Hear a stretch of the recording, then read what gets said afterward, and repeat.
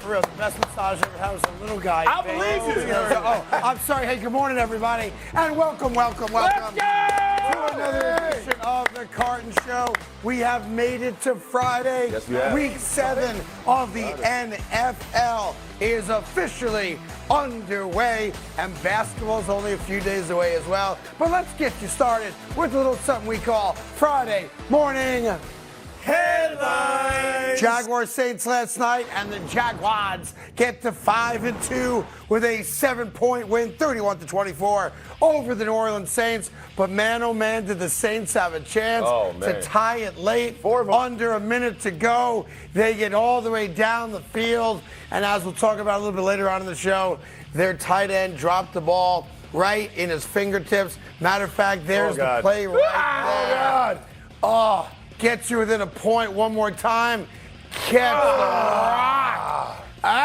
Anyhow, he got to be consoled after the game. No crying in football. He had a very, very tough moment after the game, during the game, because he cost them a chance to tie the game or maybe go for 2 and win the game. But now we have to deal with the reality that the Jacksonville Jaguars are 5-2. They are 5-2, and I still don't believe in them, Craig. Neither do I. Bottom line, you talk about Trevor Lawrence, valid. There was a lot of talk about his knee going into the game. He was their leading rusher. I get that. Only had 1 touchdown. Not good. Got to be better. What happened to Calvin Ridley? Can't find him. Only had 1 reception. And by the way, the Saints' special team sucks. They missed 2 field goals. They're obviously the 52-yarder. That's a tough one, but 29-yarder. But this is indicative to why the Jacksonville Jaguars just simply hasn't arrived. Because this game should have been a blowout. Right? With the weapons they have on offense, this game should have been over. The Saints have a very good defense, but they suck on offense. So when I walked away from this game, I'm like, okay, they still are who I thought they were. Nothing really changed for me in this game. I'm with you on both sides. The Saints aren't that good a team, and listen, I respect the fact that you got 5 wins, so you have as many wins as anybody else in football. Right. But the Jaguars are not right, and they may win that division by fault. That being said, a late pick on a tip ball, the drop touchdown pass we just showed you, and Jacksonville survives yet again, 31-24.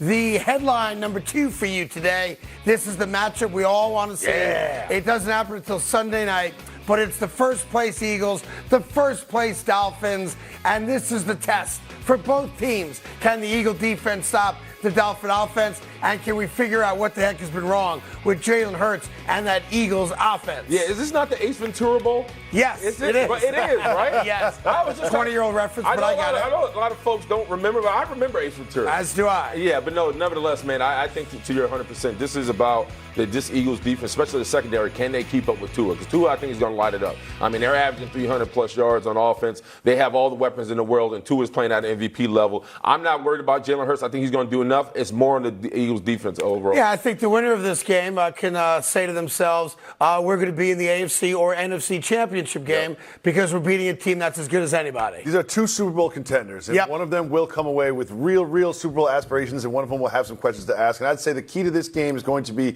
not the Eagles defense stopping the Dolphins, it's the Eagles running game. Keeping that offense off the field and running the ball effectively as they can, but they didn't do it against and this game sets up a very weird scenario for people like me and Willie as not just New Yorkers, but Jet fans. We just became Eagle fans.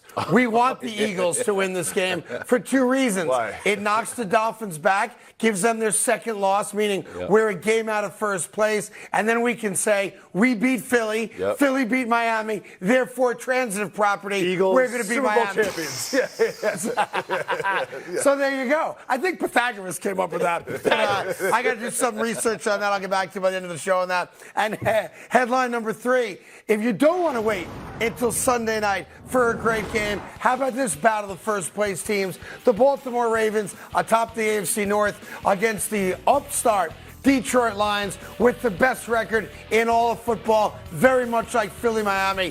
This is the barometer of how good are we? I know there's a lot of talk about this may be a statement game for the Lions, but I think it's a statement game for the Ravens. I agree with you on that. 100%. Bottom line is, where is this Ravens offense? Because there's only one man that's been carrying this offense. That's Lamar Jackson, right? You talk about OBJ been a shell of himself. Rashard Bateman can't find him. Zay Flowers has been the only impact, and obviously Mark Andrews has been the guy for them at the tight end position. The defense is good enough right now. They've been playing well, but they're still an asterisk with them. We go later we'll talk about that. But overall, Lamar Jackson, man, I think he has to start ringing some necks. They need to put up more points on offense. We got a great show for you today. We got Willie commenting on a lot of things football related. We got Greg Jennings coming by. We got For Real or Fugazi. And we got Put the Team on My Back. Dough.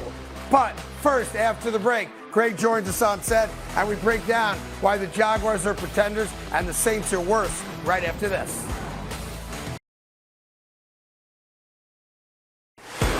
Hi, welcome back to the Carton Show, and great to have Super Bowl champion and Green Bay Packer Hall of Famer, Mr. Greg Jennings. Obviously, Week 7 of the NFL got started last night. The Jaguars beat the New Orleans Saints 31-24, pardon me.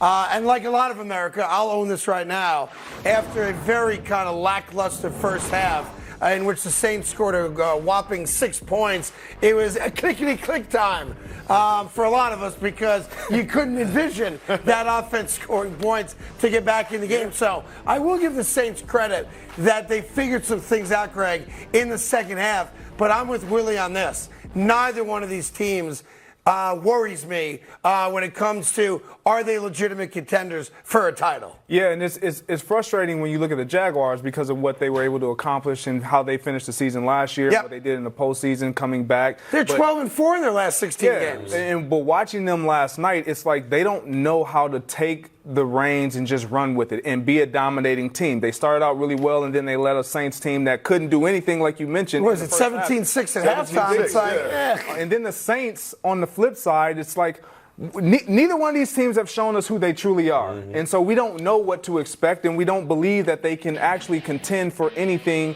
beyond a first-round playoff appearance. Yeah, the other thing about the Saints, and it's very hard to watch when it's check down Charlie, and every single pass play is a check down to Alvin Kamara. Had like 37 catches yesterday for 90 yards. And I'm watching it saying, where the heck's Michael Thomas? Where's the ability to throw the ball, 20, 30, 40 yards down the field? He had that one late touchdown, but other than that, he was non-existent. What's weird about the Saints offense, especially with Derek Carr, is there's no chemistry with that receiving core. He's been there, right? Like him and Chris Olave. You talk about Chris Olave late in that game, stop running the route. Getting yelled at. Getting yelled out. You talk about Michael Thomas not being existent. You talk about this run game. Outside of Alvin Kamara, there's really not an identity to the Saints offense. And I feel for Derek Carr because you talk prior to this, I do, because you feel for Derek Carr. Well, I'm gonna tell you why. Okay. Because the guy that was the play where Derek Carr's yelling at Olave. Why'd you stop running? Right. But on top of that, why'd you throw it out of bounds? Yeah, you're not going to not a completion regardless of what he does. Well, on top of that, my point is the guy's playing through injuries as well, right? Like you talk about the shoulder. He looked like he pulled his groin last night. He still willed his way to be on that field for the Saints offense. They got to be better, and they need to be better, and they weren't last night, and that's why they took the L. Yeah, for me, I don't feel sorry for Derek Carr because you were brought in here to resolve a lot of the issues that we saw last year. Yep. And it hasn't happened. Like the offense sputters, and then yes, in the second half you fight back because all you are going to do is throw the football, and so you're naturally going to pad your stats. And on that play that we just showed, if we can show it again, we can show it again for you, Greg. No problem. Yeah, I appreciate it. You got it. You got it. Here it is right now. Go ahead. It's a double move. And as a receiver, you see a corner doesn't bite. He's 4 yards off. Naturally, in your mind, and I am defending Chris Olave because he should keep running. However, you know in your mind this ball isn't coming to me. Right. And if it is, the cornerback didn't bite. If it is, how do you not see that the cornerback didn't bite? Just put it on me. Like, just drive it to me right now. Let me stop you for a second. What you're saying is what we see here, the cornerback's already 3 or 4 yards behind the wide receiver. The quarterback should see that and either back shoulder it or throw a dart right to you. Correct. And it's like that. Those are the things that frustrates me about Derek Carr. It's like you're getting upset. Number one, if you're to throw it to me and inbounds where I had an opportunity to catch the ball, then okay. Yes, you can highlight the fact that I stopped. He makes a bad pass, and then he shows the receiver up, so it's not my fault he ran the wrong route or stopped running. Now, there's another part of this game, and like I told the audience, I'll never lie to you. I'll be very transparent. And I'm in a bit of a pickle here on this one. I think you guys are as well. The game comes down, your final 30 seconds, 3rd down and goal, and Foster Moreau, the tight end out of LSU for the Saints, wide open in the end zone, and Derek Carr puts it on. I will show you the video. He did. That's one angle of it. Hits him in the hands. We have another angle of it, just to give you a better perspective. And we have a still photograph just to really rub it in after he cries on the sideline like, look, sorry, not sorry. Not 9 out of 10. You've got to make that play 10 out of 10, right? Yes, you do. But here's where I'm at a crossroads, fellas. I want to be critical of Foster Moreau. I want to mock him for crying on the sideline. I want to call him half a man and all these other things we do in the landscape of being an NFL player. Crying was something else and all that, right? Yep. The man's a survivor of lymphoma. And I don't know what the hell to do. He caught the ball then. I don't know what to do. Caught it. Give him the touchdown. Give him the touchdown. He had non-Hodgkin's lymphoma. He survived it. It's a great story. And I'm watching the highlight going, the guy dropped a touchdown pass to tie the game. I want to bury the guy, but he survived cancer. And I can't be critical. But Craig, I'm so sorry. Craig, there's a lot for you to deal with. I understand. It's a tough spot to as be a friend of yours, I just want to say that I feel for you. This is very difficult for you. What am I supposed to do? I want to Not criticize tell him. me because I want to be critical. Right. You still got to critique the man. Like, I understand he's overcame a lot. I can't do it, Willie. I can't do Of all it. people, you should be able to do it. I want to do it in the worst way. I want to make fun of him for crying on the sideline and afterwards saying you put him in a dark place. And then, of course, you get into mental health stuff, which I don't want to get into right now. Yeah. But the man overcame non-Hodgkin's lymphoma. So here's the new rule. I'm not going to criticize him. Okay. Greg, Will. I'm sorry, you got to catch that, man. You got to catch But you're right. You're not wrong. You're right. You got to catch that ball, and if you got over all of that, which is phenomenal, It's a blessing, yes. it's awesome, Yes. Godspeed and all the things, you'll get over dropping this pass. Catch the ball. Yeah, there you go. You're a bad guy. No, I'm not. I'm just speaking fact. I might have been invested in the Jaguars' money line when that ball was in the air. I was like, "Oh, are they going to go for 2? Are they going to go for 2?" And Right. I was like, "That's in my head. Are they going to go for 2? Are they going to go for 1? How's this going to work?" And then they dropped it. I was like, "What? That is not what I expected." By the way, that would have been a really good question after the game for Coach Allen. Had Moreau held on to that ball, were you going to go for the win or go for the tie? I don't think anybody asked for that because a lot of people who wagered on the game are doing exactly what you're doing, going, okay, we have a chance to win it right now, right? Well, we look at the drop, but then you look at the flip side. Defensively, you're in a zone coverage. Like, what are the corners doing? Another good question. How are you going to be in that situation? Like, number 2 right there, I don't even know who that is, but he has the flat.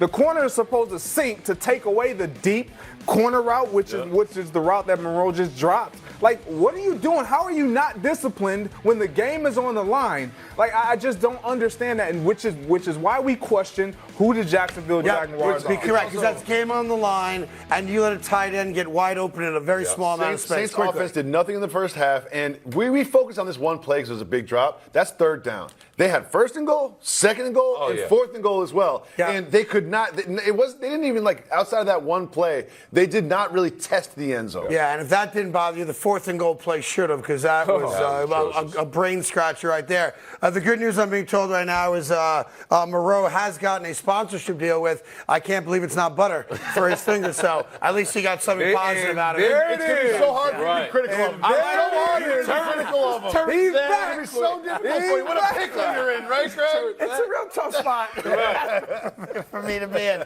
All right, coming up after the break, first in football, and we'll get into what might be the last meaningful game of the year for the Green Bay Packers. Jordan Love, is he still the guy in Green Bay, or are people starting to have doubts about his future with the Packers? We'll discuss right after this. Yeah, and it's a big game because, again, last night the Rangers take care of business. Blowout win, 10-3. Astros, rather, pardon me, over the Rangers. And it's one of those strange series where the road team now has won every single game.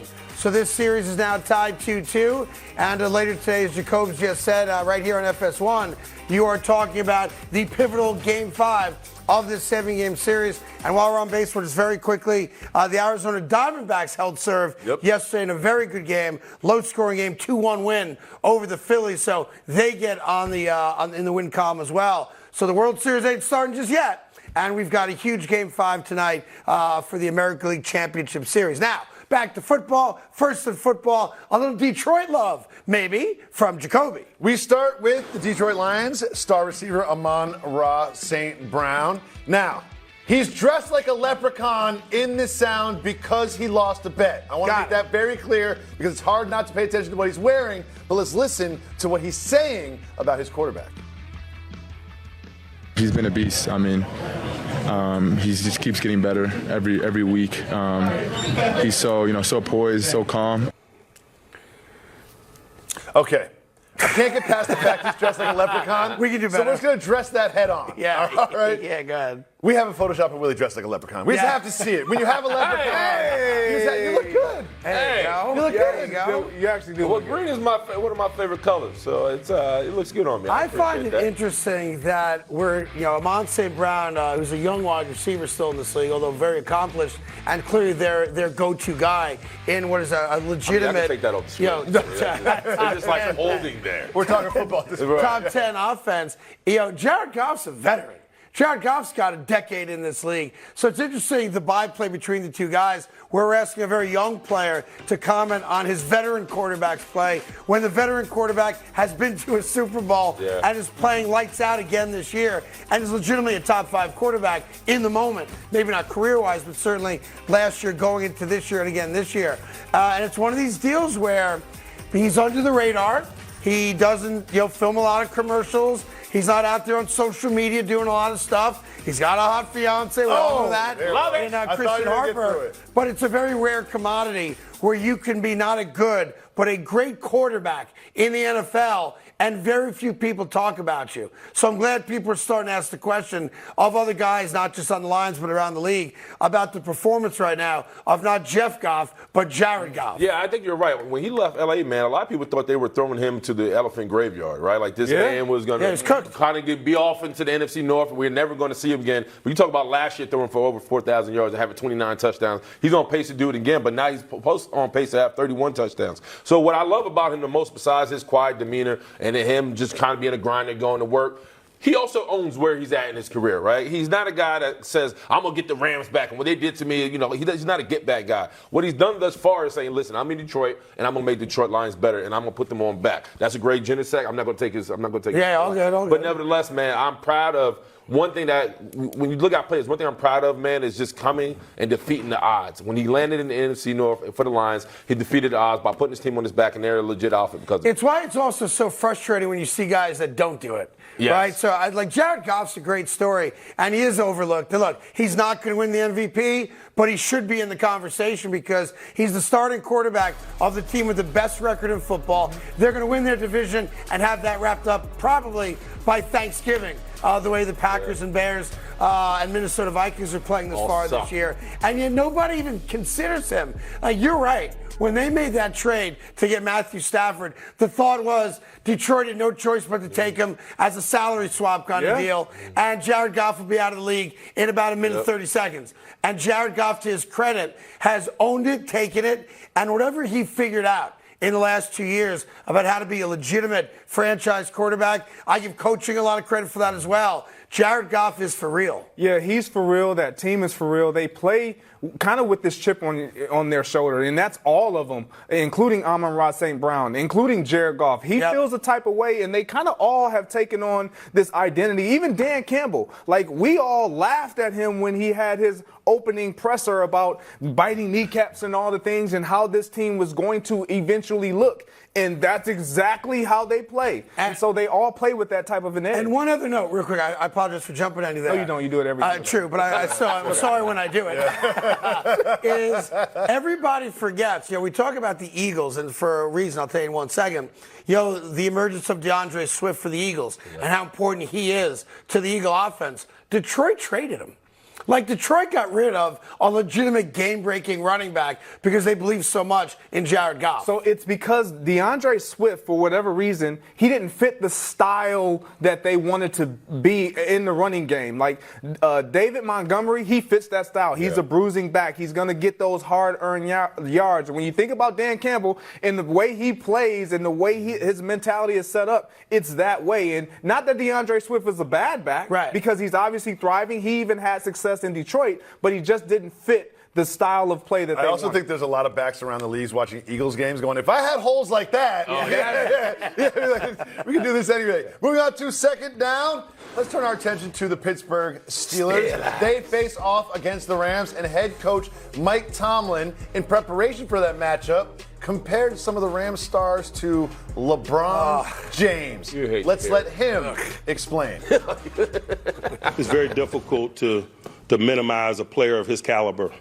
And it's, whether it's a receiver or whether it's a talented rusher like Aaron Donald or whether it's a talented veteran quarterback like Stafford, man. Game in and game out, people put two people on LeBron in basketball, but he's still LeBron. All right, Willie, me and you are going to be on different sides of this one. I do not think the Steelers are a good football team this season. And I think the Rams win this game easily. How do you see the roadmap for the Steelers to get the upset?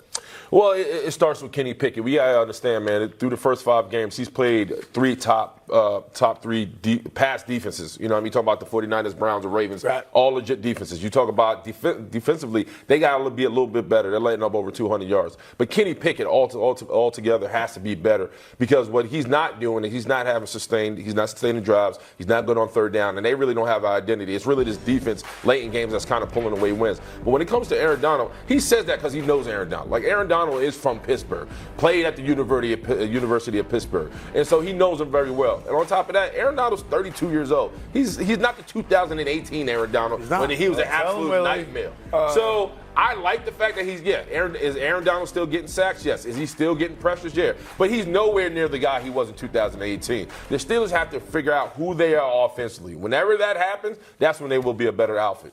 Yeah, so Rams win easily. Got it. Okay. Yeah, I'm going with the Rams. And I guarantee you won't in 2023 block Aaron Donald with one offensive line. No, they're going to double team him. Sure. So all your points are out the window. Yeah, but you Kenny can look Pickett's at going to struggle. I've been on your side. I've been trying to wear the black. Well, you know, I've been wearing it, but I've been trying to buy into this idea of the Steelers are going to figure it out because of Mike Tomlin. And I just don't. I can't continue to say this when I keep looking. Yeah, I'm on the dark side. 3-2, second place in the division.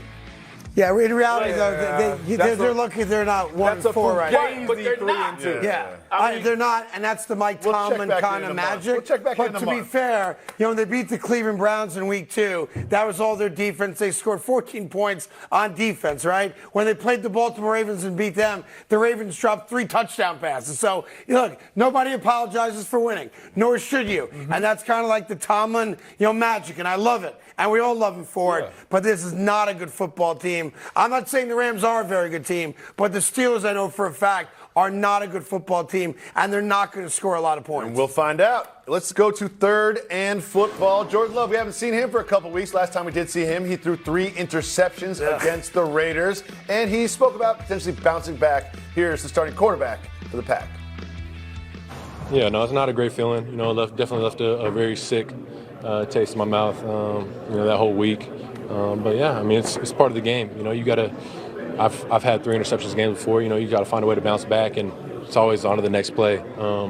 But I think those things, like just having that sick taste in my mouth, is it's going to keep pushing me forward, keep motivating me to keep going, keep getting better. So Craig, he looked good in the preseason, but we're now 5 games into the Jordan Love experience. Yes, we are. How do you feel about him as a starting quarterback thus far? I think, to be fair to Jordan Love, you got to view this as his rookie season. Right. And like any other rookie quarterback, you're going to have moments where you struggle. It's what you do in the weeks after a bad game that kind of dictates if we believe in you or not. The Green Bay Packers are not a great football team.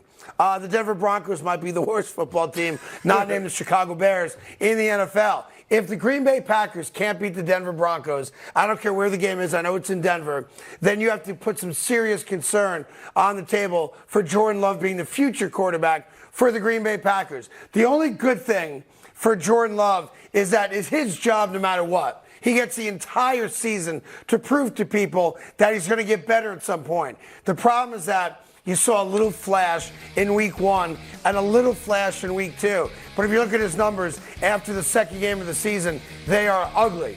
And the reason the Green Bay Packers are not a very good football team right now is because Jordan Love is their quarterback. Yeah, tough line. So, weeks 1 and 2 we're saying, hey, guess what? The Green Bay Packers have another great quarterback. 6 touchdown passes, no picks. They did it again. Great quarterback rating, averaging 30-plus points a game. But then all of a sudden, he forgot that.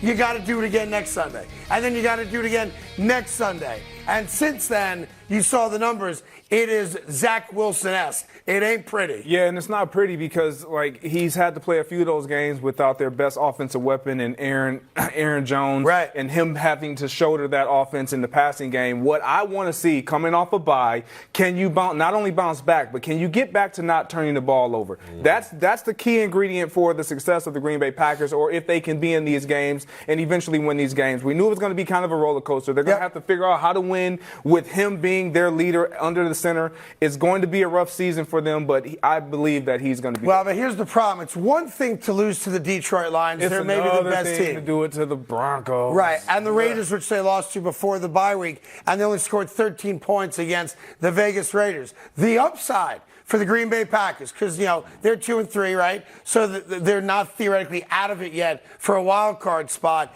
is the schedule's pretty easy. It is. It's the Broncos, it's the Vikings, it's the Rams, it's Pittsburgh, it's the Chargers. I mean, those are games that if you're a good team, they're all winnable games. But I also the problem is that none of us believe in every Jordan one of Love. those teams is looking at that matchup and be like, well, that's winnable for us. Exactly.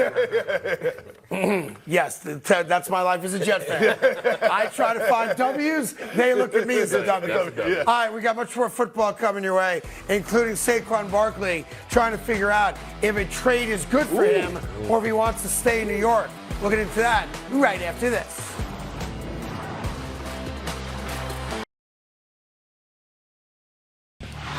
All right, welcome back to the Carton Show. And, of course, NFL Week 7 now underway. The New York Giants are having a regretful season, of course, with only one win. And that brings to mind the trade deadline that's coming up October 30th. Saquon Barkley, their star running back, was asked about the possibility of being traded. Here's Saquon. No, I mean, that never crossed my mind. Obviously, I've been public and vocal about how I feel about this organization and where I want to be. But like I said, knowing the business and seeing that side of it, there's a lot of things that I can't control. So sitting here, everyone knows how I feel. Everyone knows I don't want to get traded. I don't think anybody in their right mind would want to get traded anywhere. Yeah, look, I mean, he's right about that. You could be a mediocre professional athlete in New York City and be set for life, right, Will? Yeah. But not nice, Craig. Not nice. Not nice. Sorry. It's above average. It's above average. No, just ask Victor. No. But in reality, Saquon Barkley doesn't have a say in the matter. So it's great that he really does want to be a Giant and wants to be part of, the future success of the team. He has not had a good year. He's obviously missed a few weeks with an injury. He's not having that, back-to-back, 1,500-yard, 2,000-yard from scrimmage kind of year. And the team's not very good, and Daniel Jones isn't playing again this Sunday, so it's the Tyrod Taylor show. But he doesn't have a no-trade clause. And if I'm the New York Giants, and I know my season is over, and the rebuild is real now, the only guy I got that I can get some kind of value in return for would be Saquon Barkley. And remember this, he's on a one-year deal. He's on that franchise tag deal. Now, the Giants have the right to franchise him again. Any team that signed him or traded for him would also have that right.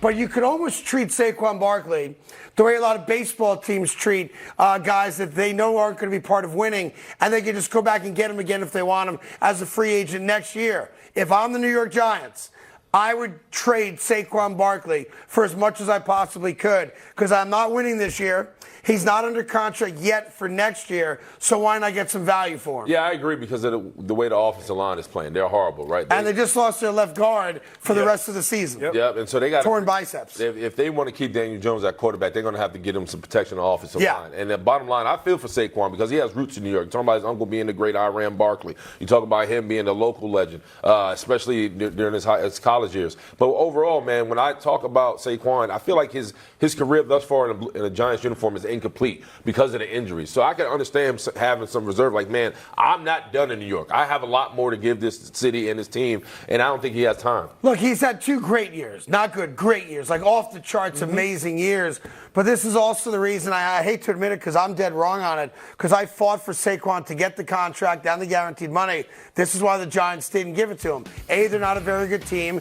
B, he's missed half the season already, with injuries. And that's kind of the story that has to be told when you talk about him. But there's not another player, unless you want to start talking about Darren Waller and other position players, skilled players, that would have some value to another team. And maybe there are teams out there like the Kansas City Chiefs, like teams that are on that playoff bubble, where you get a stud like him. Hello, Buffalo Bills. Maybe he makes sense, where you could work something out.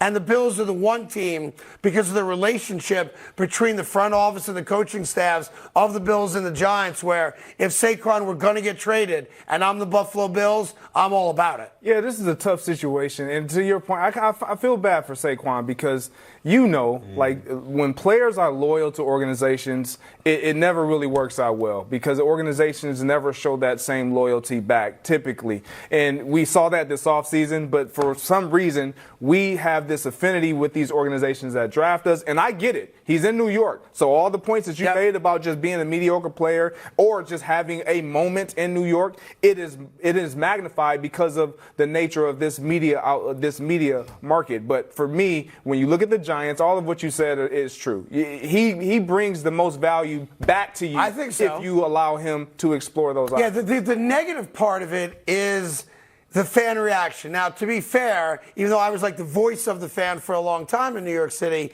you can't make a decision based on the fans clamoring. The old cliche, if you start listening to the fans, you'll be sitting next to them pretty quickly, right? If you trade Saquon Barkley in the next 2 weeks, you are effectively telling your fan base, we're raising the white flag, we give up, we're done. Now, here's the reality of that. I think they know the fans already know that. Yeah. Like you're 1-5. Watch the game. You just lost another offensive lineman.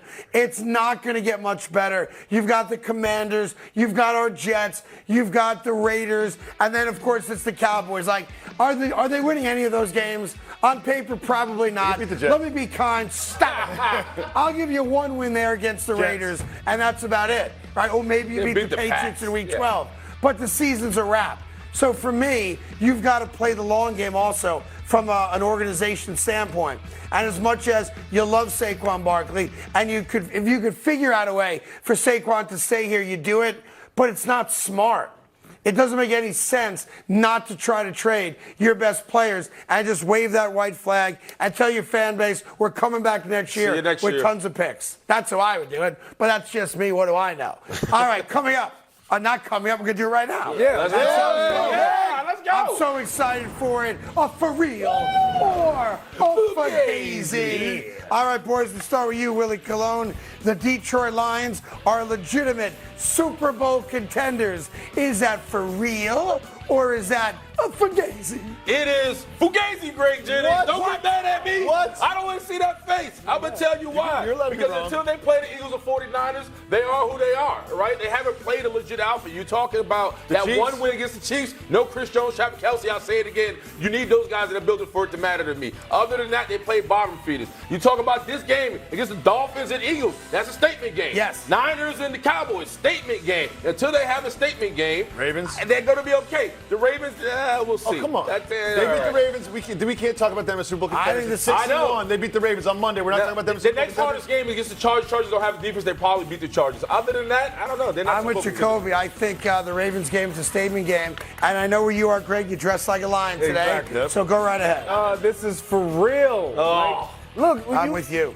We can't change who they play on the schedule, but what we can do is see how they win, and that's what they're doing. They lost to the Seahawks at home. Bad loss. How many losses do they have? Overtime. Okay, they have one loss. But that was a worthy outfit. I understand what you're saying, but right now they have a game this week against the Ravens. Yes. They have proven in every game that they played that this team is legit. And so for me, being a Michigander and watching the Lions kind of botch things all the time, like I like what I see. I like what I'm seeing out of Jared Goff. This team is for real. And when I look at the NFC, you can talk about the Eagles all you want. We have questions about the Eagles. We have questions about the Cowboys. Yeah. And when we seen the 49ers, even though they had a rough little patch, if injuries start to become an issue, we're going to have questions about the 49ers. I tell you, I'm with Craig. I have zero questions about the Detroit Lions, and I think they are legitimate Super Bowl contenders. And you might not know this, but Jared Goff, hot fiance. Yeah, I did. So just consider that as well. Yeah. All right, her name's Christian Harper. Number 2. And by the way, when I treat you, Christian, you could be nice enough to respond back to my tweets if you don't mind. I'm not going to stalk you, but I'm going to keep gone too far. All right, number 2 here real quick. The Baltimore Ravens wasted their money, $15 million worth, on Odell Beckham Jr. For real or Fugazi. Yeah, this is easy money. You know, it's pretty for real, man. For real, Yeah, I'm like with the you. bottom line, OBJ's a shell of himself. At this point, he still considers himself like a top tier receiver. He's a possession receiver. It's okay, OBJ. You make it $15 million, cash in and go home. Bottom line. Yeah, right now he's averaging $1.5 million per catch. Yeah, this is for real. And the only way we're talking about him is getting into fights in London and all the things. So for me, I love when players get their money, but this right here, it's for real. Yeah. All right, this is going to be a tough one for me to sell to you, but I'm going to try my best. Let's go. The Buffalo Bills should be on upset alert against the New England Patriots. What? This is what I'm talking I about. can't What even are say. you wipe this off the screen? Wipe this off the screen. Is that for real, or is that Fugazi? This is hot Fugazi. Like, get out of here. It's not even a topic. This is nonsense. By the way, what is New England favored by in this game? Does anybody know? They're favored by 8.5, just to put it out there for you. All right, I'll move on. I'm sorry. No, can I just say one thing? Because I mean, y'all get on me every single time I've said something in the past and it doesn't pan out, and you put it in my face. Who did you say was winning this division? The Jets. You said the New England Patriots. You said the New England Patriots. I did. To win the division. I gotta own it. We got receipts. We got receipts. He's right. I just say the Pats. Yeah, it's a bad take. Yeah, he had the Giants and the Patriots in the Super Bowl. All right, let me move on then. The Philadelphia Eagles are in trouble if they lose to the Miami Dolphins. Craig, I'll start with you. Yeah. For real or a Fugazi? This is for real. Yep. We've talked about it at length. Look, when you look at the rest of their schedule, they're going through a gauntlet. Yep. Here it is right here. Like, you got the Miami Dolphins, obviously a division opponent who beat you last year. You got the Cowboys who beat you last year. Then you got the Biden, then you got the Chiefs who beat you last year. Three of the teams that beat you last year, and you only had a few losses. So when I look at this team, they're not playing in the style of which they got them all those wins last year running the football. This is very for real. Look, I think it's that 5-week stretch, even after the bye week, is, and if you guys could put up one more time for me, that schedule for the Eagles. If you lose to Miami, now there's blood in the water, right? Man. Now we'll see what the Eagles are made of from a standpoint of they haven't lost back-to-back games in forever.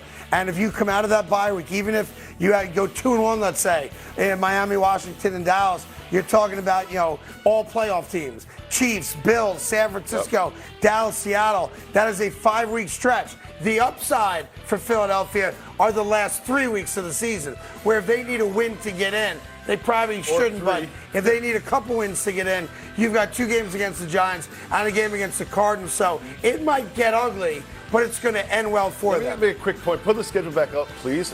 Wonderful staff, best staff in the business. When you look at those wins, they're 5-0. Look at that first win against the Patriots. Patriots are bad. They barely won that game. Yeah. The Vikings are bad. Barely won that game. The Commanders are bad, barely won that game. So it's not only what they have in front of them is concerning, it's the wins behind them are actually kind of concerning. They have not played well in every game. For real or Fugazi? For me, I had them for, I got to look at it here. I had them for real. Bottom line, what I'm trying to say is, you're talking about the Eagles right now. If they have another bad game, especially Jalen Hurts, right? Yep. Like he had against the Jets, that means something. And on top of that, we talk about the loss when the Niners put on the Cowboys. I mean, going into the bye week, if they don't win and they lose in dramatic fashion, bad fashion, man, you got to start looking at the Eagles totally different. Like I agree. And that starts this week. We can say that the Jets exposed them a little bit, but you got to do it back-to-back weeks. You have to lose several games before we really start questioning them. So I'm with you guys. I think it's for real if they lose to the Dolphins, half because of the schedule, half because they've not played right this year, They haven't. as compared to last year, and yet they're still 5-1. All right, one more for you. Despite the loss to the Cleveland Browns, Brock Purdy is still an MVP candidate. For real or a Fugazi? For real, you know I was gonna say for real, Greg, man. For real. 10 touchdowns, 1 interception. He been played well last week. Gave him a shot to end with the kick of Moody. Moody missed it, man. The Niners are fine. They got to get a little healthy, but they'll be fine. He's an MVP candidate for sure. Yeah, this is for real. Oh, okay. I'm saying, like I was You made me nervous. He has an opportunity to showcase. Can they win without all these other pieces? I love it. I'm driving that train, and you guys just hopped on my caboose. Yeah, push that tush. I like it. I like it a lot.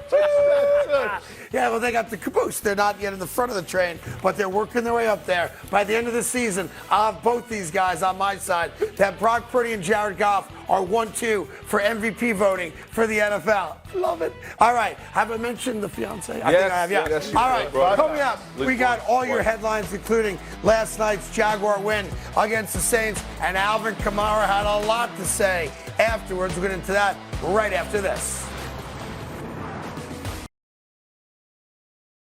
Good morning and welcome back to the Carton Show. We have your early morning headlines, and it starts where the game ended last night. God, that was a tough drop. That would have tied or taken the lead. Yikes. And the Saints came up short. Now, play some sound from Alvin Kamara. Don't get distracted by the fact that he looks like the wolf dressed up as a grandma. Just listen to what he has to say. Here he is. I'm not a loser. I'm not a loser in anything in life. I don't like to lose at all. And I'm not like a outwardly emotional person where it's like, oh, I'm pissed off, but I'm pissed. Then the Okay, Craig, he is pissed in his own words. Yeah. Do you expect the Saints to continue to disappoint not just Kamara, but their fans? I don't get that whole thing. He's a clown. I don't get that, the babushka, all that nonsense. He's now like a me guy. Yeah. I don't get this, I don't get that, I don't get this. Look, he had a good game statistically. There's a lot of check down Charlies to him, right? He had, 90 yards, I think, receiving and 150 yards total, including rushing. But his team lost the game. So it's not about whether or not he's a winner or a loser, albeit I don't think he has won a Super Bowl yet in his career. So maybe he's not a winner when it all comes down to it. And to me, he is now a ticking time bomb down there in New Orleans. He had a lot to say coming into this game about, like the man check of every locker room. I don't know what the other guys are doing, but I know I'm busting my ass, that kind of nonsense. Yep. And here they lose a tough game. And, of course, it's about me. I ain't a loser. I've never lost. Well, you were on the field for a team that just lost to the Jacksonville Jaguars 31-24. So in the moment, you are a loser. Yeah, I mean, I understand his frustration. The Saints are averaging 18 points a game, and he's doing his part for the most part. He had a good game. He had a good game. No doubt. But the problem I have with him is right now, at some point, don't complain about it, be about it. Talk about the solutions. How can you get better? Because we see Derek Carr trying to do more. We see everybody trying to figure it out. But he seems like the guy well, I got my ball, I'm going home type guy. Right. And you don't want that. And so I'm frustrated that he's down because I'm a fan of him. I'm a fan not only because my wife's a fan of the Saints, but I love the organization, what they've done this far. But, He's starting to look like a cancer right now. Your point's good, and Greg, you talked about this a little bit earlier this week. There's a difference between I'm happy as long as I get mine, or I'm happy because my team won. Mm-hmm. And those, a lot of times, at all levels of sports, are two very different things. Mm-hmm. It seems to me now, and again, it's based on one clip after a tough loss to the Jacksonville Jaguars, that as long as he gets his touches and his stats are up there amongst the league leaders, he's good, and that's a problem. Yeah, so I don't think that's the case. I think he is frustrated because they had high expectations as a organization, as a team this year, and they thought that because acquiring Derek Carr, that would kind of be the remedy to their success. Sure. And it has not panned out. And he's not getting the numbers that he's accustomed to getting when Drew Brees was under center. But for me, listening to him, it's hard to receive a message from someone who hadn't been there because of a choice and a decision. And I don't like to take it to off the field things, but when you are a leader and your actions don't totally align, I have a hard time listening and receiving your message when you haven't done it the right way. And I'm not saying we have to be perfect. Nobody's going to be perfect. We're all going to make mistakes. Sure. But Alvin Kamara, you have to lead with your actions right now. You can't be the one pointing the finger and making it almost drawing all the attention to yourself now. You can't do it that way. Now, I will say this. If you're a Saints fan who's very frustrated after last night's game, especially how the game ended, I'll get to that in just 1 second, Jacob. But the reality is also this. Tampa Bay ain't running away from anybody this year. The Atlanta Falcons aren't very good. So although you're now 3-4 and under 500, and you get a week and a half to kind of lick your wounds, the reality, because that division is so bad, Carolina's in it, they're not going to win a game this year, is the New Orleans Saints can fix this just like that. Like, they are not out of it. They still have a very good chance. I would even pick them still to win the division. Can we start a petition where none of these teams make the playoffs? Can we do that? That'd be nice, Can right? we do that? Yeah, but look, so it sucks in the moment, obviously, 100%. And, there's blood in the water, and you learn about guys' character and all that nonsense. But the reality is this. They probably still win the division. And then that means a home playoff game. And then who the hell knows what happens at that point. But I understand in the moment why they're upset. Now, here's the real question. You guys, I got to ask you this because you're locker room guys and you've been a part of games where you could put the entire loss on one guy's shoulders, whether it's a kicker or a receiver dropping a ball or a quarterback, Brett Favre throwing the ball into triple coverage and killing you in a playoff game. Oh, there's another pick six. That kind of thing, right? When you're that dude, Foster Moreau, who's an unheralded tight end from Louisiana, playing in front of friends and family, and you have a ball that hits you in the mitts to tie the game, or an extra point away at least, from tying the game in the last minute. And maybe you can steal that victory in overtime, and you drop the ball. And you go to the sideline and start crying, and your head is in your hands, and it's a brutal blow. What do the other guys do after the game? Do they wait for dude to shower and stick him? Or do they talk about it behind his back? Or is the notion of, we got your back, buddy, it ain't your fault, we missed 2 field goals, we ran a bad route, we threw a bad pass, it looks bad for you, but we got you. How's that work? Yeah, Team Willie says, man, it's football, it happens, shake it off, you'll be fine.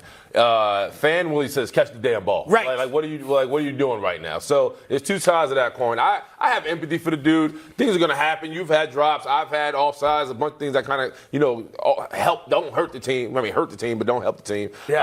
I feel bad for him. But listen, it happens. So I think it's the latter. Like you genuinely want to support a guy like that when he shows that type of care and And you brought up all the things that we know they know. It's a tough spot because Foster Moreau, and we all want to dump on the guy, but he survived non-Hodgkin's lymphoma. Yeah. He's a cancer survivor. And that plays into it. It really does. Because I want to kill the guy. It's taking all my power not to just tell that guy he should be cut today. And that's the end of his career. But he's a cancer survivor. So my brain is playing tricks on me. Yeah, and the clip, his teammates were there for him too, right? They obviously know his journey, everything he's been through. So you see them consoling him. I mean, Alvin Kamara, who we just finished bashing, pretty much picked him up off the bench and walked him into the locker room. So yeah, I will say this. Hold on. Enough about the Saints. We're going to 2 good football games with our second headline. Game of the week, we have the Miami Dolphins going to Philadelphia to play the Philadelphia Eagles, who just lost a game to the Jets. Game of the week, by far. Craig, what are you keying on in this matchup, and can the Eagles defense slow down the Miami? No, I mean, I don't think they can. Only the Buffalo Bills have done that, and part of that was the fact that they scored 48 points, right? To me, I'm trying to figure out what the Eagles are this year. I know they're a very good team. I know they have a great offensive line. I know they're pretty well coached. They have great talent. No, I can't dispute any of that. But I also know that my eyes don't lie to me. Mm-hmm. And despite being 5-1, they haven't looked dominant. No. They really haven't. And, of course, they had the 4 turnovers and lose to the Jets, a team that they'd never lost to historically ever since football was created. And now you're going up against a team that will be the best team you have played yet this year.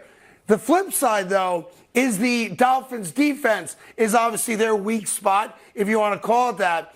If the Philadelphia Eagle offense doesn't come out guns blazing and score high 20s or more, win or lose in this game, then I think we can all acknowledge we have a problem, Houston, because they haven't been right yet. They lost to a great, defensive line and defense in the New York Jets. But as you said earlier, you look at all their wins this year, and outside of one, it was like game in the balance in the fourth quarter against bad teams. So I think the 2 great games this week are this game and the Baltimore-Detroit game from a standpoint of teams in first place going head to head. But I don't know how the Eagle defense, stops Miami enough where they're not going to have to score 30 points to win. Well, we got to be careful because the Buffalo Bills showed us a recipe on how to subdue Tua. But is it scoring points? Well, it's taking away his first and second option, right? Like the key for the Dolphins is are they going to be able to protect Tua in the pocket? Because Tua doesn't like to scramble. He's not going to be the mobile guy. He wants to sit in that well. He wants to make it dunk and throw the ball down the field.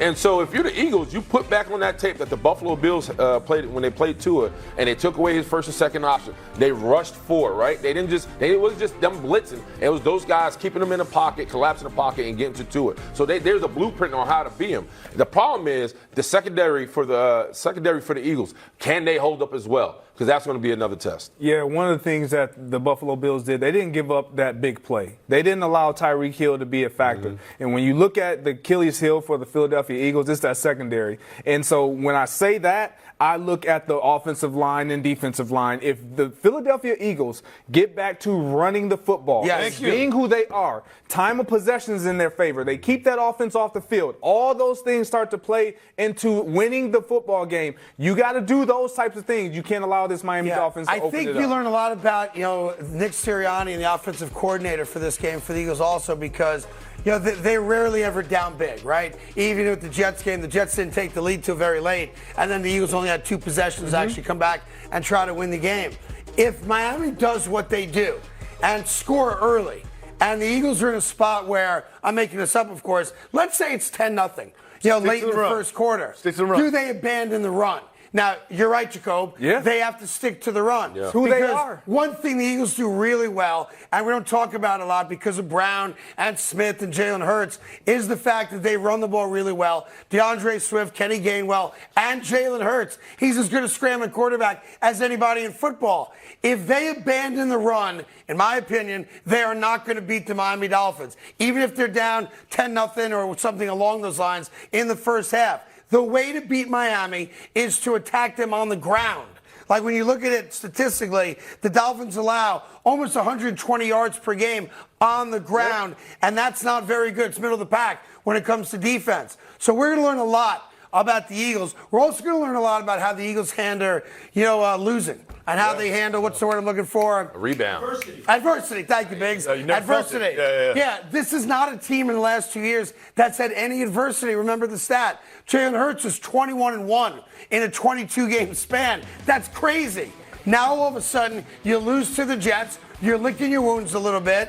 Your offensive line lost a key member in that Jet game, right? Yeah, Lane Johnson went out. All of a sudden, A.J. Brown's dropping balls, Devontae Smith is dropping balls, and Miami is going to score.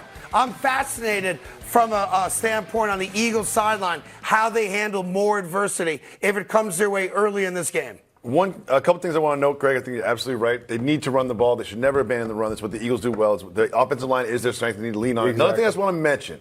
People always forget. It wasn't just the Bills that slowed down the Miami offense. The Patriots did a good job, too, by just taking away Tyreek Hill, and I thought that was something that people need to keep in mind. Moving on. You mentioned it earlier. Eagles, Dolphins, big game. There's another big game, though, and that is our third headline. And, of course, I'm talking about the Lions and Ravens? The Ravens. This is a huge game, and in advance of this game, as Dan Campbell was prepping for it, he was very eloquent about how he fears Lamar Jackson. If I was dreaming about how to stop these guys, he'd be the first one I would think of if I was coming out of a nightmare. He is dangerous. So he's dangerous. And like I say, they don't ask him to do as much as he did before with his legs, but there's plenty of it still in there, and he's throwing it pretty good. It's in Baltimore. What would a Lions win tell us about this team? If the Lions win, they're the favorite to go to the Super Bowl. It's that simple because the Baltimore Ravens are a legitimate playoff team. The Baltimore Ravens still do have a healthy Lamar Jackson, and their talent is there. They just haven't figured out how to use it and have success with it. Mark Andrews has been a non-factor this year. Odell Beckham, a non-factor this year. Their best player has been a rookie, to be fair, and that's Zay Flowers, who had a couple of drops a couple weeks ago against the Pittsburgh Steelers. But to me, this is the game where if you've slept on the Lions up to this point of the year, if they go into Baltimore as a 3-point underdog and they beat the Baltimore Ravens, what's left to say about them? They will have beaten good teams, they've beaten bad teams, and they're as good as anybody in the NFL. And I know you keep picking on them for the loss against Seattle. I think that was 37-31 in overtime. Yeah. I mean, that was okay corral type stuff, and I'm not going to use it as a negative against them. Seattle's a very good football team, but if they can beat the Baltimore Ravens, and I want to be clear, I don't think they're going to. What? The Detroit Lions, along with the San Francisco 49ers, have to be 1-1A as far as being the number one seed come playoff time. And I love the story. And what I can't figure out, Detroit is a tried and true football town in this country. And for 30 years, they've been the laughingstock of the NFL. I'm trying to figure out why America has yet to discover the Detroit Lions and Jared Goff, because they're as good as anybody. Hold on, before you guys answer, I just want to give a round of applause for Craig. He did not mention Jared Goff's fiance and spoke about the Lions for a full 90 seconds. I just wanted, you're growing. That's real growth. Her name is Christian Harper. Okay. Now continue. Google it. Oh, Please. me? Oh, yeah. So for me, it's interesting because I really flip it around. I think I know who the Lions are. Their schedule doesn't tell me who they really are until they play a good team. I know Baltimore's a good team. But what's interesting with Baltimore is defensively they haven't. This is going to be the first big time quarterback they played. They played two rookie quarterbacks, C.J. Stroud and P.J. Walker. They played Kenny Pickett. Yeah, who knows who he Not is. great, right? You're talking about Gardner Minshew, a backup, right? So this is going to be a big test for this Ravens defense because I think Jared Goff is talking about MVP candidate. He's definitely up there for that. So for me, this is again, it's kind of like the Philly approach. Like you got to run the ball. This is who you are. Like you're a running team. You lead the league in average rushing attempts per game. And you're trying to do what Philly is doing with Jalen Hurts and allowing Lamar Jackson to be the central focus in the passing game, which is not truly who you are. That's not your identity. Allow your running game, allow his legs to open things up in the passing game, and that's what teams fear. Like when you listen to Dan Campbell, he doesn't fear Lamar Jackson dropping back. We all know that he's a quarterback. Right. He can drop back, but what does he do most? Right. Where does he incite the most fear? It's with his legs. Yep. It's that running game. If they get back to that, and Detroit's a great run defense, so it's going to be a task for both sides. But I think if the Baltimore Ravens want to win this game, they're going to have to be able to. I also don't think the Ravens' record is a true indicator of how good they are because, the game against Pittsburgh, they had the 5 drops. We've talked about it a lot. And you look at them and you're like, boy, they're this close. I don't know if they're ever going to get it, but it always seems like they're right there. Lamar has run the ball more. He's been their leading rusher in a couple games this year. But I'll tell you this about the Detroit Lions. And I know you guys are all sleeping on them. I'm not. They're 13-4 in their last 17 games. That's a full season of football. I checked. 17 games is a regular season in the NFL. And they're 13-4. That would make them one of the greatest regular season teams in the history of the sport. And the three of you guys sit there, all handsome pants like you are, discounting the fact that the Detroit Lions may be going to a Super Bowl with an MVP candidate at quarterback who has a hot fiance. I can tell. I can see it on all your faces. That's just a coinkydink that you wear a Lions I've been talking about the Lions all year. And by the way, quick question America wants to know. Michigander? Michigander. Yeah, Michigander. Michigander. It's a thing. That's a real thing. Is that a real thing? That's a real thing. Yeah, you're a researcher. Come on. Michigander? It's a real thing. I never heard that. Too. It's a yeah, right from you get smacked in the face, you call somebody a Michigander. I'll tell you that right now. And then you buy a dime bag. All right, listen, coming up. Coming up this. Good morning, America. Yes. We all live in New York. Coming up, more football. And my main man, Greg Jennings, is going to tell us what player on what team has got to do this. Put that team on your back. He put the team on his back. That's next on FS1.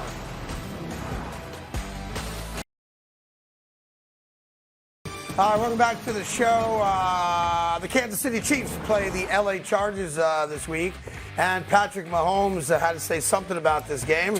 So he talked about how Coach Reid has said to him how important it is to win divisional games. Listen to this. It's awesome. I think just the coaches put an emphasis on that we got to win our division first.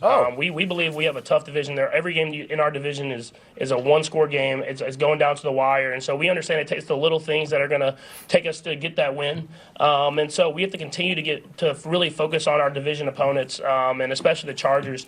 Yeah, especially the Chargers, except for one little caveat that Patrick Mahomes does not want to talk about, and that's the fact that the Kansas City Chiefs, with him at quarterback, have now played 30 AFC West games, and he's 27-3. So the notion of not winning the AFC West has never occurred to Patrick Mahomes or Andy Reid. He's got 50 more touchdowns than he does interceptions. And that being said, San Diego, the Chargers coming off, of course, that close loss to the Dallas Cowboys on Monday night.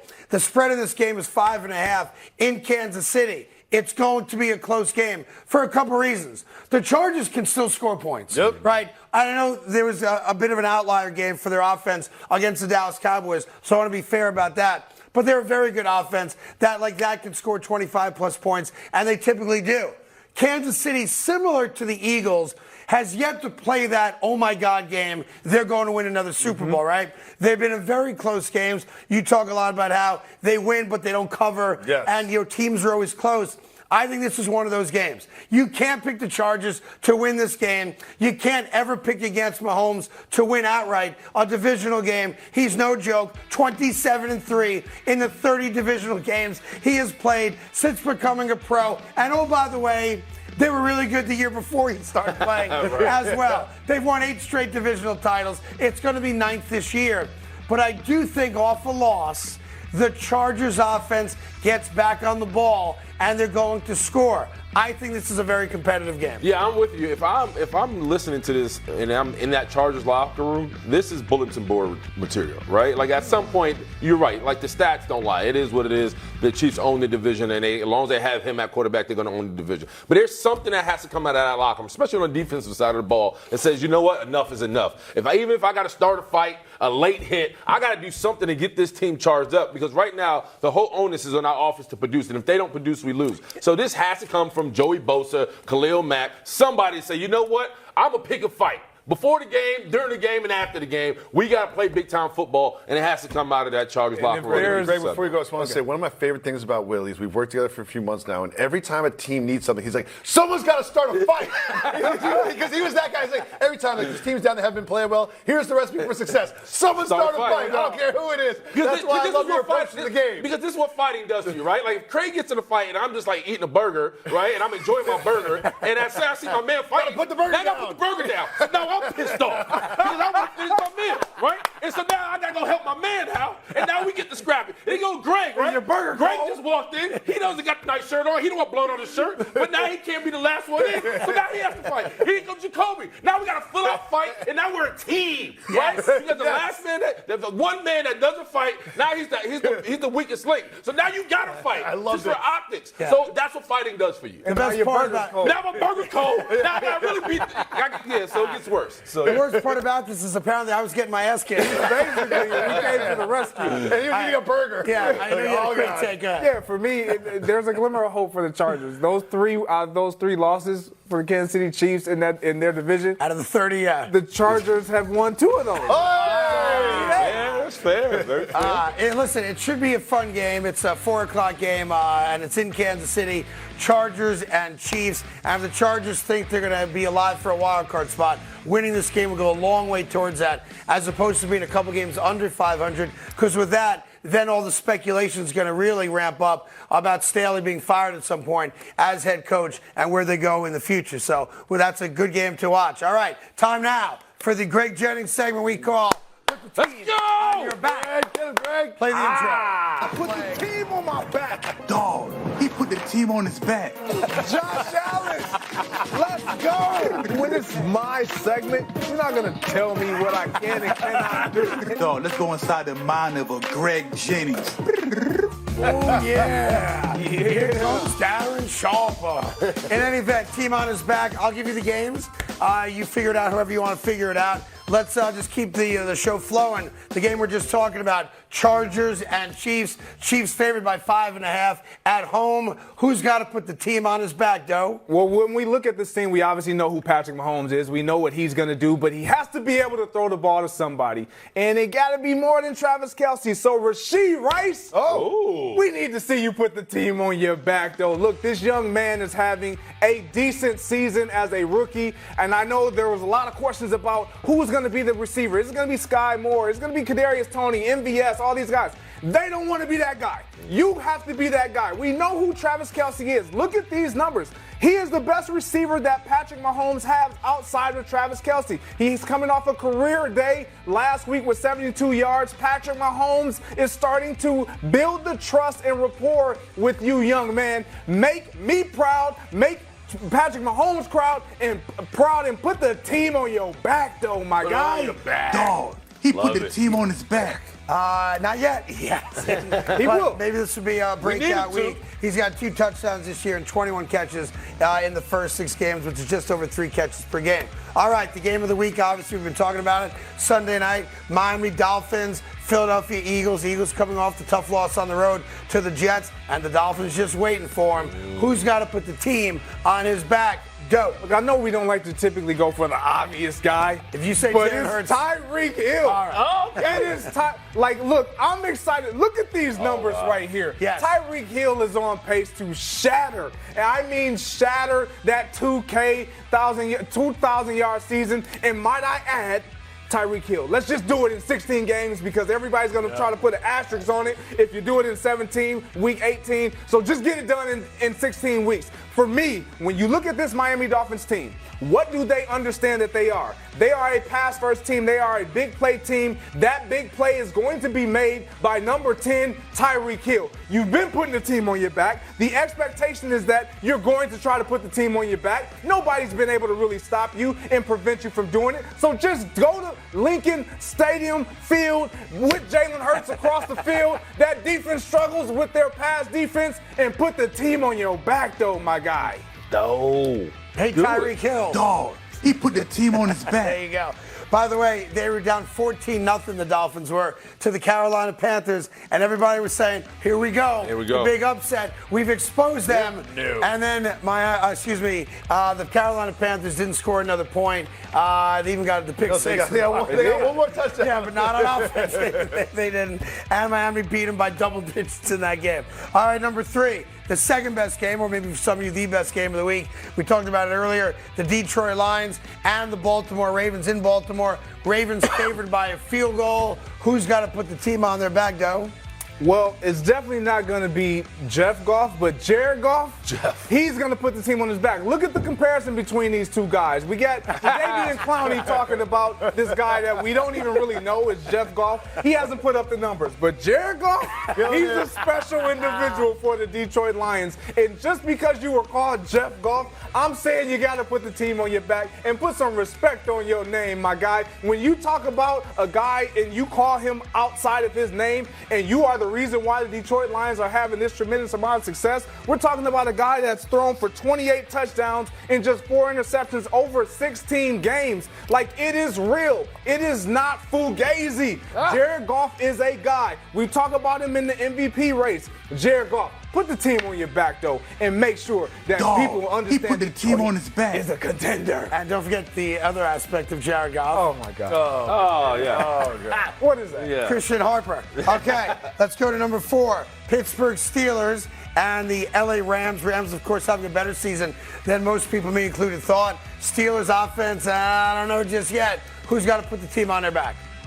Cooper Kupp, he's back. If you don't know, Cooper Kupp is back in the building. Puka Nacua, you've been doing your thing, but take a back seat because Cooper Kupp is in the building. Look, we understand who Sean McVay is. He's going to get the ball to his best receiver. That best receiver is Cooper Kupp. He's the guy that allows everything else to be opened up offensively, and particularly in the past game. In the last 2 games, his game's back, over 100 yards already.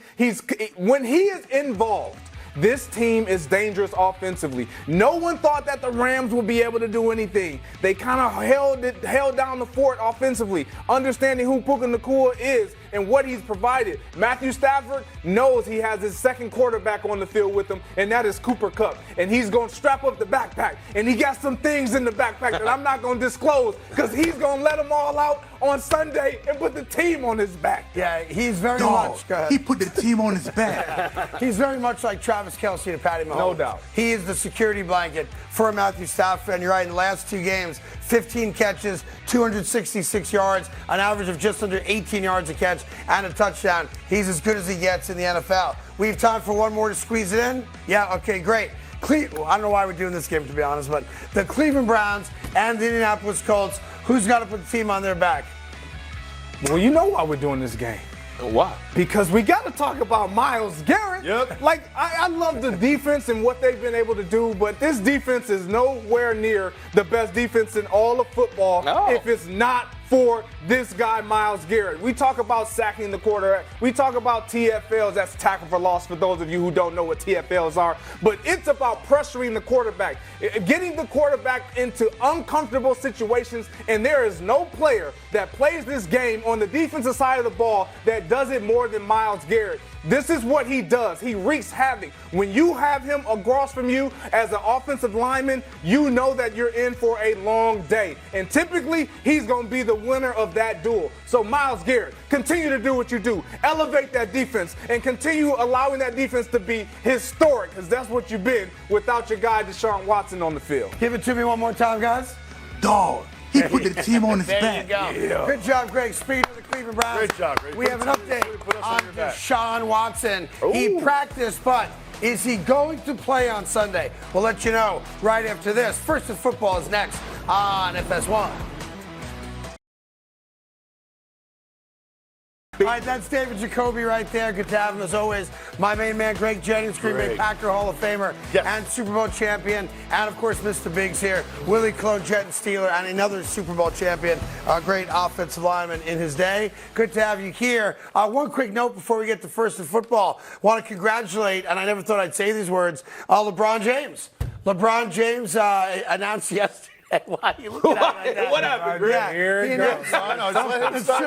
LeBron James announced a brand new picture book for children called I Am More Than. Yeah. And then each page kind of fills in the blank.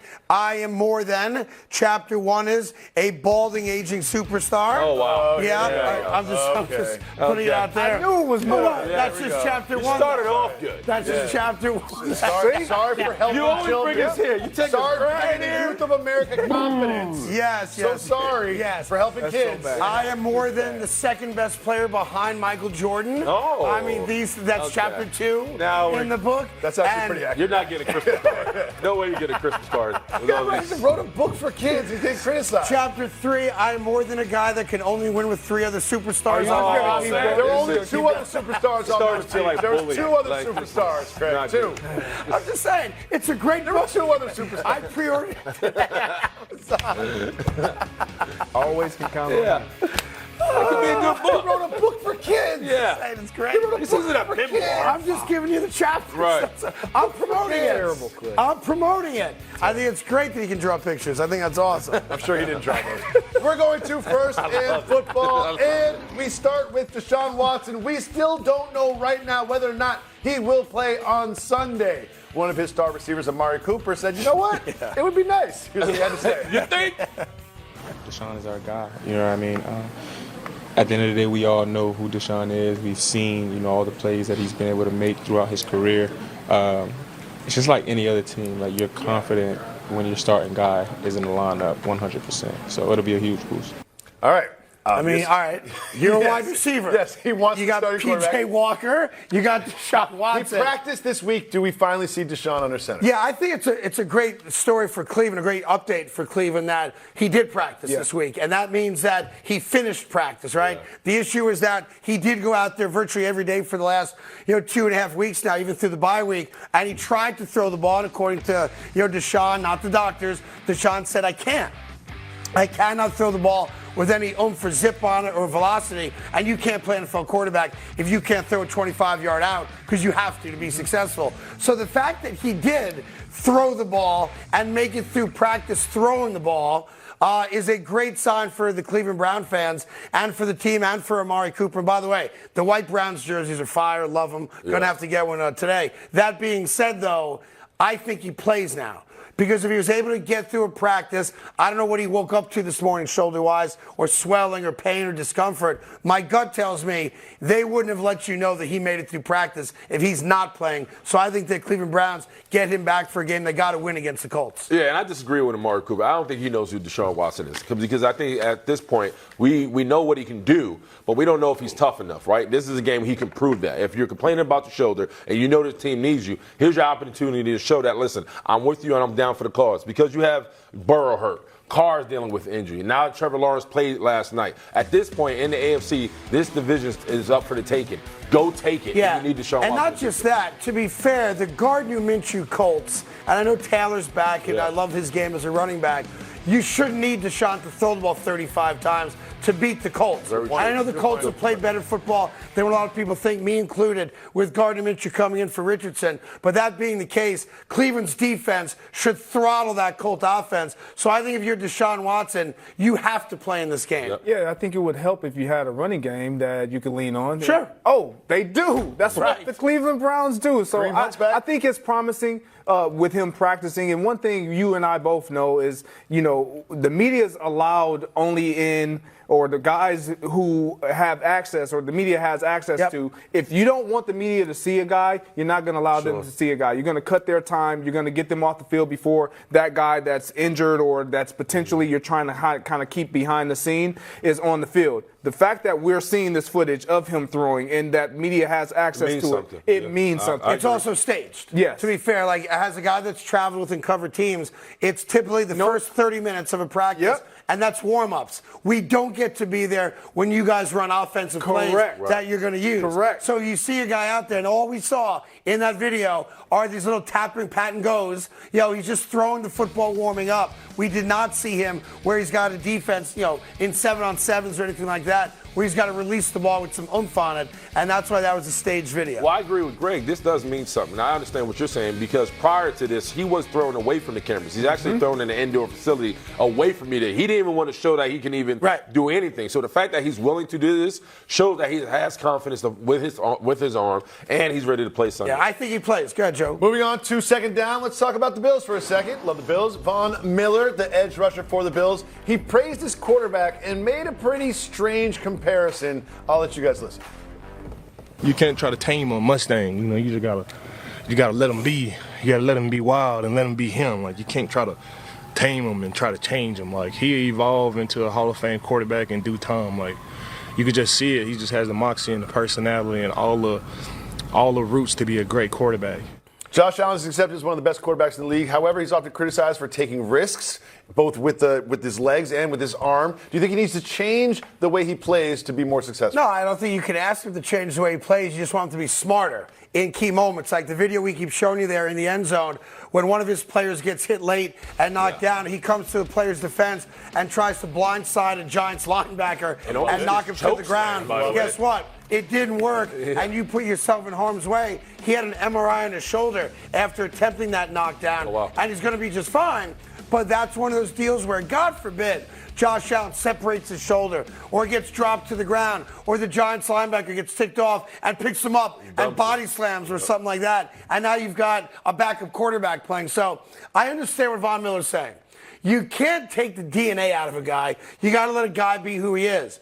But you sure as hell, as a coaching staff, make it imperative that guy understands there's certain chances you should not take on an NFL field. Yeah, the reality of it is too much is in your possession as far as the fate of this team, whether they're good or bad. And so it's what you said. You just got to be smart. Like, for me, watching him, he's going to be – the things that we hate Greg about said that, him – but I'll take credit. Yeah. I recognize that. The things that we hate about him is exactly what we love about him when it works. In that clip, every offensive lineman, every defensive player, everybody on that sideline loves the fact that their quarterback was willing to do that. Every Bills fan loves it. But if it were to go the opposite way and he can't play the following week, it's like, what is he thinking? And so you love it and you hate it. That's just who Josh Allen is. Yeah, and again, the Buffalo Bills are supposedly at this crossroads. Oh, my God, what are we doing? We had 3 great weeks, then a bad week, then a decent week, then they almost lost to the Giants. They play the Patriots. So the Patriots are the elixir for all things gone wrong, Yes. except for the Jets. The Patriots are, the penicillin you need for that rash you told me about. Yeah. Let's move Still on there, by the to way. third and football. Let's talk about DK Metcalf. DK Metcalf is big and strong, and he will push people around on the football field, and he will also get penalized for that. And he said, you know what? I'm not going to stop. Here's what he said. I'm not going to change the way I play. If you look at the penalties, there's a taunting, unnecessary roughness, face mask, holding, and I think it was one more in there. So, I'm doing pretty good if I look at it and judge myself. All right, Greg, look at this graphic. Yeah, he has more personal fouls as a receiver. He has 9 more than everybody else on the list. Now, Greg, you're a receiver. Do you like your sort of receiver to be a bully? Do you like this from him? Yeah, Greg. Well, I guess if that's who you are, I'm not a bully. Wasn't your game. It wasn't my game. I'm more finesse. But DK Metcalf, he's right. This is who he is. He's not going to change who he is. It's like Josh Allen. You got to be smart. You can't hurt the team when you're doing these things. And I think he takes it a little bit too far. If it's within the confines of legal, cool. We all good with it. Don't take away your aggression. We're not saying to That's do just that. dirty, though. But That's you gotta dial it back. Craig. Once the whistle is blown, you gotta stop with some of these. It's stupid is what it is. He's a great player, not a good player. And I'm watching this, and to be fair, I don't know the exact context of what else was going on in that play, so I'm not going to come totally down on him. But when you have 11 personal foul calls on a team that's got the goods to make a good playoff run, you're going to hurt your team at some spot and cost them 15 yards and maybe a touchdown or a score, whatever the case may be. I like guys like DK Metcalf. I don't want to change who he is, but you're right. It's like Josh Allen. You got to know when to be that guy and when not to be that guy. That was a story in my career. I was considered an enforcer, so to speak, the guy that protected Ben, the guy who was willing to do a little bit extra after the whistle. But to the point, I remember getting a tap on the shoulder from Mike Tomlin. He goes, "We love it, but you're hurting us," right? And when you get that conversation with your head coach, you got to look in the mirror, and then you start looking. My stats was no different. I used to have 8 to 10 a year, and so. But at the same time, as beneficial it was at times, it was also hurtful, and so. I like DK. My only advice to him is hey, do it when the camera's not on, right? Do it when nobody's looking. Well, the camera's always on. Well, never be the second guy, because that's the guy who they always get. If you're going to punch first and run away so the other guy gets blamed. That's my advice. There's running back coaches, tight end coaches. Willie's like your personal foul coach. He's like a specialist. Let me walk you through what I used to do. Moving on to fourth and football. We'll make this quick because it's about the Broncos. The Broncos are having a tough season, and Sean Payton tried to put a positive spin on it and made a very strange comparison. Let's let the head coach of the Broncos explain. There's a grit element involved, some mental toughness that's involved, and then pretty soon, here they are at the end of the season. They win. They're eliminated before that game played, but they were in that contention, and then here they are now as one of those teams, and so we're kind of. In that position where it's, we're blowing up and we have to. So he's comparing the current Broncos to last year's Lions. So he's like, here's the blueprint, guys. A team that started bad, got pretty good, but didn't make the playoffs. That's what our ceiling is right now. Yeah, I'm gonna make an executive decision here. Good night. Let's go to break. We got all your headlines coming up. We got the Jaguars beating the Saints last night and a terrible drop by a tight end that we actually feel bad for. And now we try to figure out how good are the Jaguars, how good are the Saints, and are either of these teams Super Bowl contenders or are they just flat out pretenders? We'll answer those questions right after this. Last night, the Jacksonville Jaguars got to win number 5, despite blowing a 17-3 halftime, 17-6 halftime lead. The Saints came all the way back, had a chance to tie it. Catch the ball, man. Bottom line, just catch it. Foster Moreau, the tight end for the New Orleans Saints. If he makes that catch, they get within a point, and then they can make the decision of tying the game or going for the win. That was a good pass, actually, from Derek Carr. And Moreau, of course, after the game was inconsolable. Oh, wow.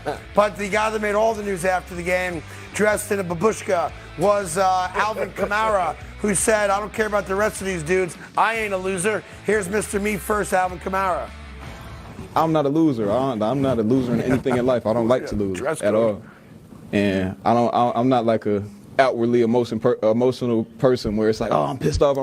But I'm pissed. Then the Is that Thelma or Louise? It's the remake, right? Yeah. It's hard for me to hear Alvin Kamara say that he's not an emotional person when he kicked the guy's ass for merely walking on an elevator at the same time he was on it. You know, you are a guy with a very quick fuse, so you can't act like you're not. Plus, you dress like a clown after the game, which is why you want people talking about you. It just makes no sense to me. Look.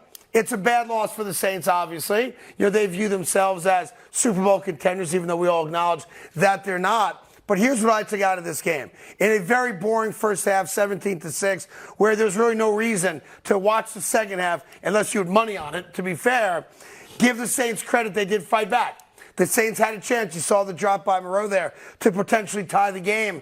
But here's what I took out of it. The Jaguars are not a real threat to win a Super Bowl, and the Saints sure as hell are not a real threat. And yet, I think they're both going to win their divisions. So you're going to have these two division winners, one in the AFC, one in the NFC, that are both going to get home playoff games. And I think we all agree right now in the moment, neither of them are good enough to beat the real class of their respective conferences. Yeah, the problem is the Saints offense, man, they just flat out can't get it done, only averaging 18 points a game. And when you're Pete Carmichael, the offensive coordinator for this team, when the weapons you have, you figure there'll be more production. Derek Carr, this has to be better. He wasn't great last night. There was a lot of dink and dunks. We talked about that. No explosive plays. They had the one. You hit it. You highlighted with the double move. It didn't work. He kind of threw it over his head. There's splash plays. Outside of Alvin Kamara, there's not a lot of movement with this offense. And so for me, I'm trying to figure out what the hell is Derek Carr doing? Why isn't Pete Carmichael and his team better at this point in the season? And his defense can't hold up for as long as they have. And they're going to be an issue. And again, not to break this game down too far because it wasn't the greatest game ever played. You know, there's a key moment in that third quarter, midway through it, where the Saints defense did a great job, got a 3 and out, and then you get the pick six right after it. This play, though, is the problem, Greg, because you've got Derek Carr yelling at his receiver, but the reality is that this play right here is more on Derek Carr than it is on his receiver. Yeah, this is very telling because this is Chris Olave. This is your best receiver. Everybody wants to talk about Michael Thomas and all the things. This is their best receiver. And it's a double move. We all see it, but as a receiver, when you have a double move, the purpose of a double move is for the defender to bite on the first move. Right. And if the defender doesn't bite on the first move, then it's no good. That's what happens. And clearly the defender is playing off. So he sees the double move, doesn't bite. And naturally, you think when you turn around, and again, I'm kind of defending Chris Olave, he still needs to continue to run. But when you turn around and you see the move didn't work because the defender is 5 yards down the field, you expect that I'm not getting the ball. This is not my turn. It's just not my turn. Right. And then Derek Carr throws it out of bounds anyway and still yells at me, bro, I'm gonna need you not to do that. Yeah. Absolutely calm down. For me, it's not just I've been hard on Derek Carr because I don't believe in Derek Carr. I've said it. I will say it over and over again. I didn't think he was going to come and allow this team to be a contender. That's what they all were hoping for. It hasn't worked out right now. But for me, it's the other pieces too. Michael Thomas is not the same guy. He's not creating separation, and Derek Carr is not the type of quarterback that doesn't need the separation. He has to have Here's where I think you also have a problem. Because if I'm Chris Olave and I am your best threat and best wide receiver, all due respect to Michael Thomas, and that play's not on me, right? He didn't bite on the double move, so I'm out of the play. And A, you throw the ball out of bounds, and B, you didn't throw a bullet to me, which I do have a chance of catching, and C, you didn't throw a back shoulder pass to give me a chance to make a play. And then on national TV, you try to show me up by yelling and screaming that I cut off my route. That's a problem. That becomes a problem. So when Alvin Kamara talked a few days ago about how I know I'm working my ass off, but I can't speak for everybody on this team, there's a problem with the New Orleans Saints right now in the locker room and on the field. And that's real. The best thing, though, for them is that their division stinks. Exactly. They're probably going to win it. It'll only take 10 or 11 wins at most to win that division, as you look right there. You know, Tampa Bay reeling a little bit now. The Falcons aren't very good, and they don't have a quarterback. And we know the Panthers are arguably the worst team in all football. So they may just win the division by showing up, meaning home playoff game. And then, of course, you roll the dice. We have no idea what happens. But I hate everything about what the Saints are saying and what the Saints are doing because it's a lot of me action. And you guys know that's a cancer in every locker room you guys have ever been in. The flip side of that is, I know they're 12-4 in their last 16 games. I know they are. And I know we all want to buy into the fact that Trevor Lawrence is the second coming of a great quarterback, but he's not. No. And they're not. And I don't know where the hell Calvin Ridley's been after a good week or two to start the season off. And if not for that speed out of Christian Kirk right there, they might lose the game, because that's ultimately the game-winning touchdown there, which is a pitch and catch and let your best and fastest receiver run 50 yards, essentially untouched, right? Yeah. But if you go back again, look at the minutia. If Moreau catches that ball in the end zone, they might go for the win and get it.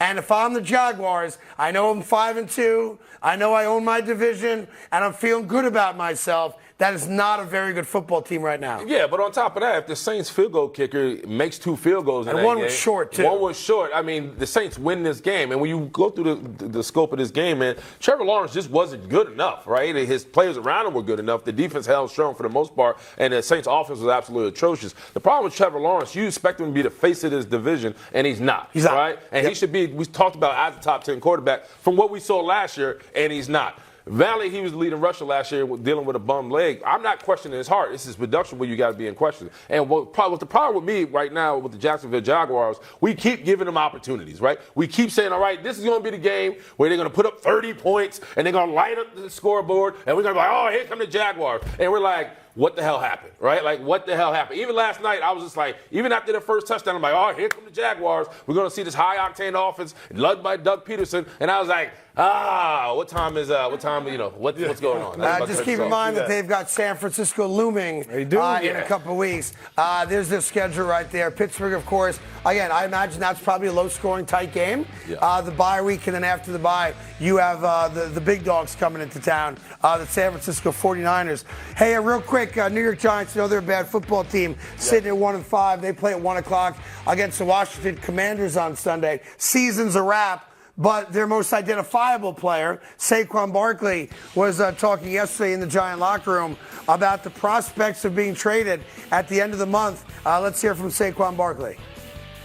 No, I mean, that never crossed my mind. Obviously, I've been public and vocal about how I feel about this organization and where I want to be. But like I said, knowing the business and seeing that side of it, there's a lot of things that I can't control. So sitting here, everyone knows how I feel. Everyone knows I don't want to get traded. I don't think anybody in their right mind would want to get traded anywhere. Yeah, look, he's right. And I'll give Saquon Barkley credit for this, because he's had a lot of opportunities to kind of bash the Giants, a lot of opportunities to complain about, playing for the franchise. Only one winning season really in the last decade, and this season's down the drain already. He has never wavered.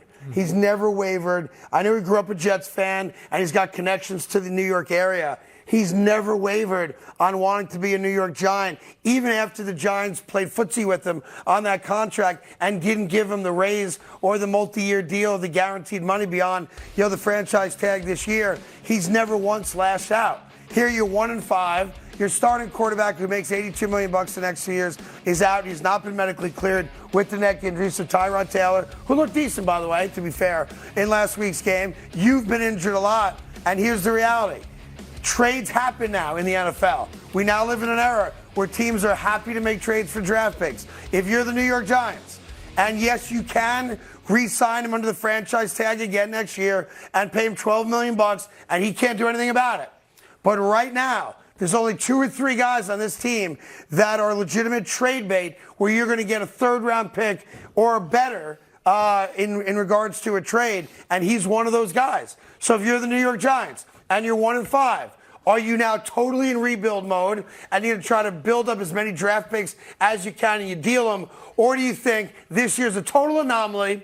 Our offensive line's been killed. They lost their starting guard yesterday to a torn bicep muscle for the entire year. So they've got one starting offensive lineman left from the start of the season. It's a big question. What do you do with Saquon Barkley? Yeah, for me, one of the biggest enigmas I had during my playing career was watching Joe Thomas play, right? Because I love Joe Thomas, one of my favorite offensive linemen of all time. But I'm like, you're a part of a bad organization. You're a great football player. Get the hell out of here. Save yourself, right? And I'm starting to say that about Saquon. Yeah. Like this, they're not loyal to you. They loaded you with incentives that are impossible to attain at this point, right? You've done everything you can to play through injuries. You've been dinged, but yet you remain loyal. Get Get the hell out of New York. Yeah. Like, nobody's questioning you as a ball player, but you deserve to win. Well, you got to question. Now, the question of Saquon Barkley, because Joe Thomas is the first ballot Hall of Famer. Yes. Saquon's not a Hall of Famer right now. He's a guy that's been injured half of his career. He's had 2 unbelievable, great seasons, his rookie season and last year. And to his credit, he fought back from a torn ACL and all the injuries. And he is their most dynamic player. But you can't count on him to play 17 games. You're on a team now with no offensive line, so his stats are going to diminish significantly the rest of this year. You've got a backup quarterback, you've got a bad offense, and a defense that don't like to tackle.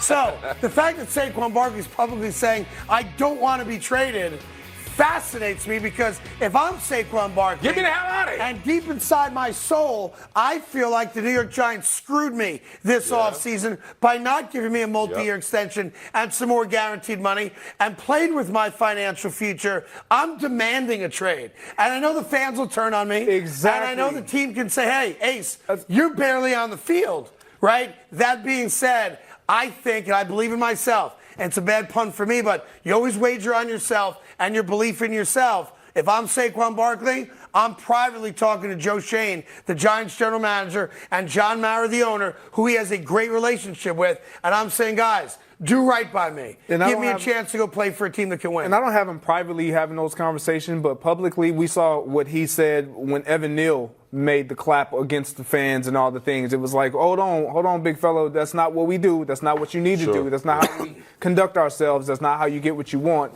which is the fans on your side. In this situation, you feel sorry for Saquon and you want him to do all those things and kind of get out of there and go to a team that has a chance so that we can truly see the goods of what he provides. But then you look at the Giants side of it and it's like they have to improve. And their best way of trying to get better pieces is by using what you have and leveraging that. And Saquon is the best piece that they have that they can leverage. One little quick note, little teeny note here, and that's the performance of Tyrod Taylor. He played pretty well last week. Yeah, I liked him. I thought he played well. And the offense looked somewhat competent last week as well, despite losing 14-9. You actually found Darren Waller in the offense. That's exactly right. Waller actually, he got held, might have scored the game-winning touchdown there late.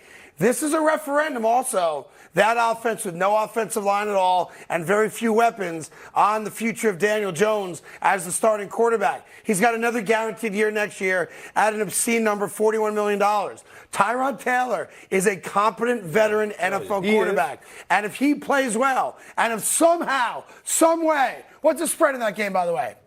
3. The Commanders are only favored by 3 against a 1-win team. If that offense looks decent and Tyrod Taylor commands it, I know exactly what's happening Monday morning in New York City.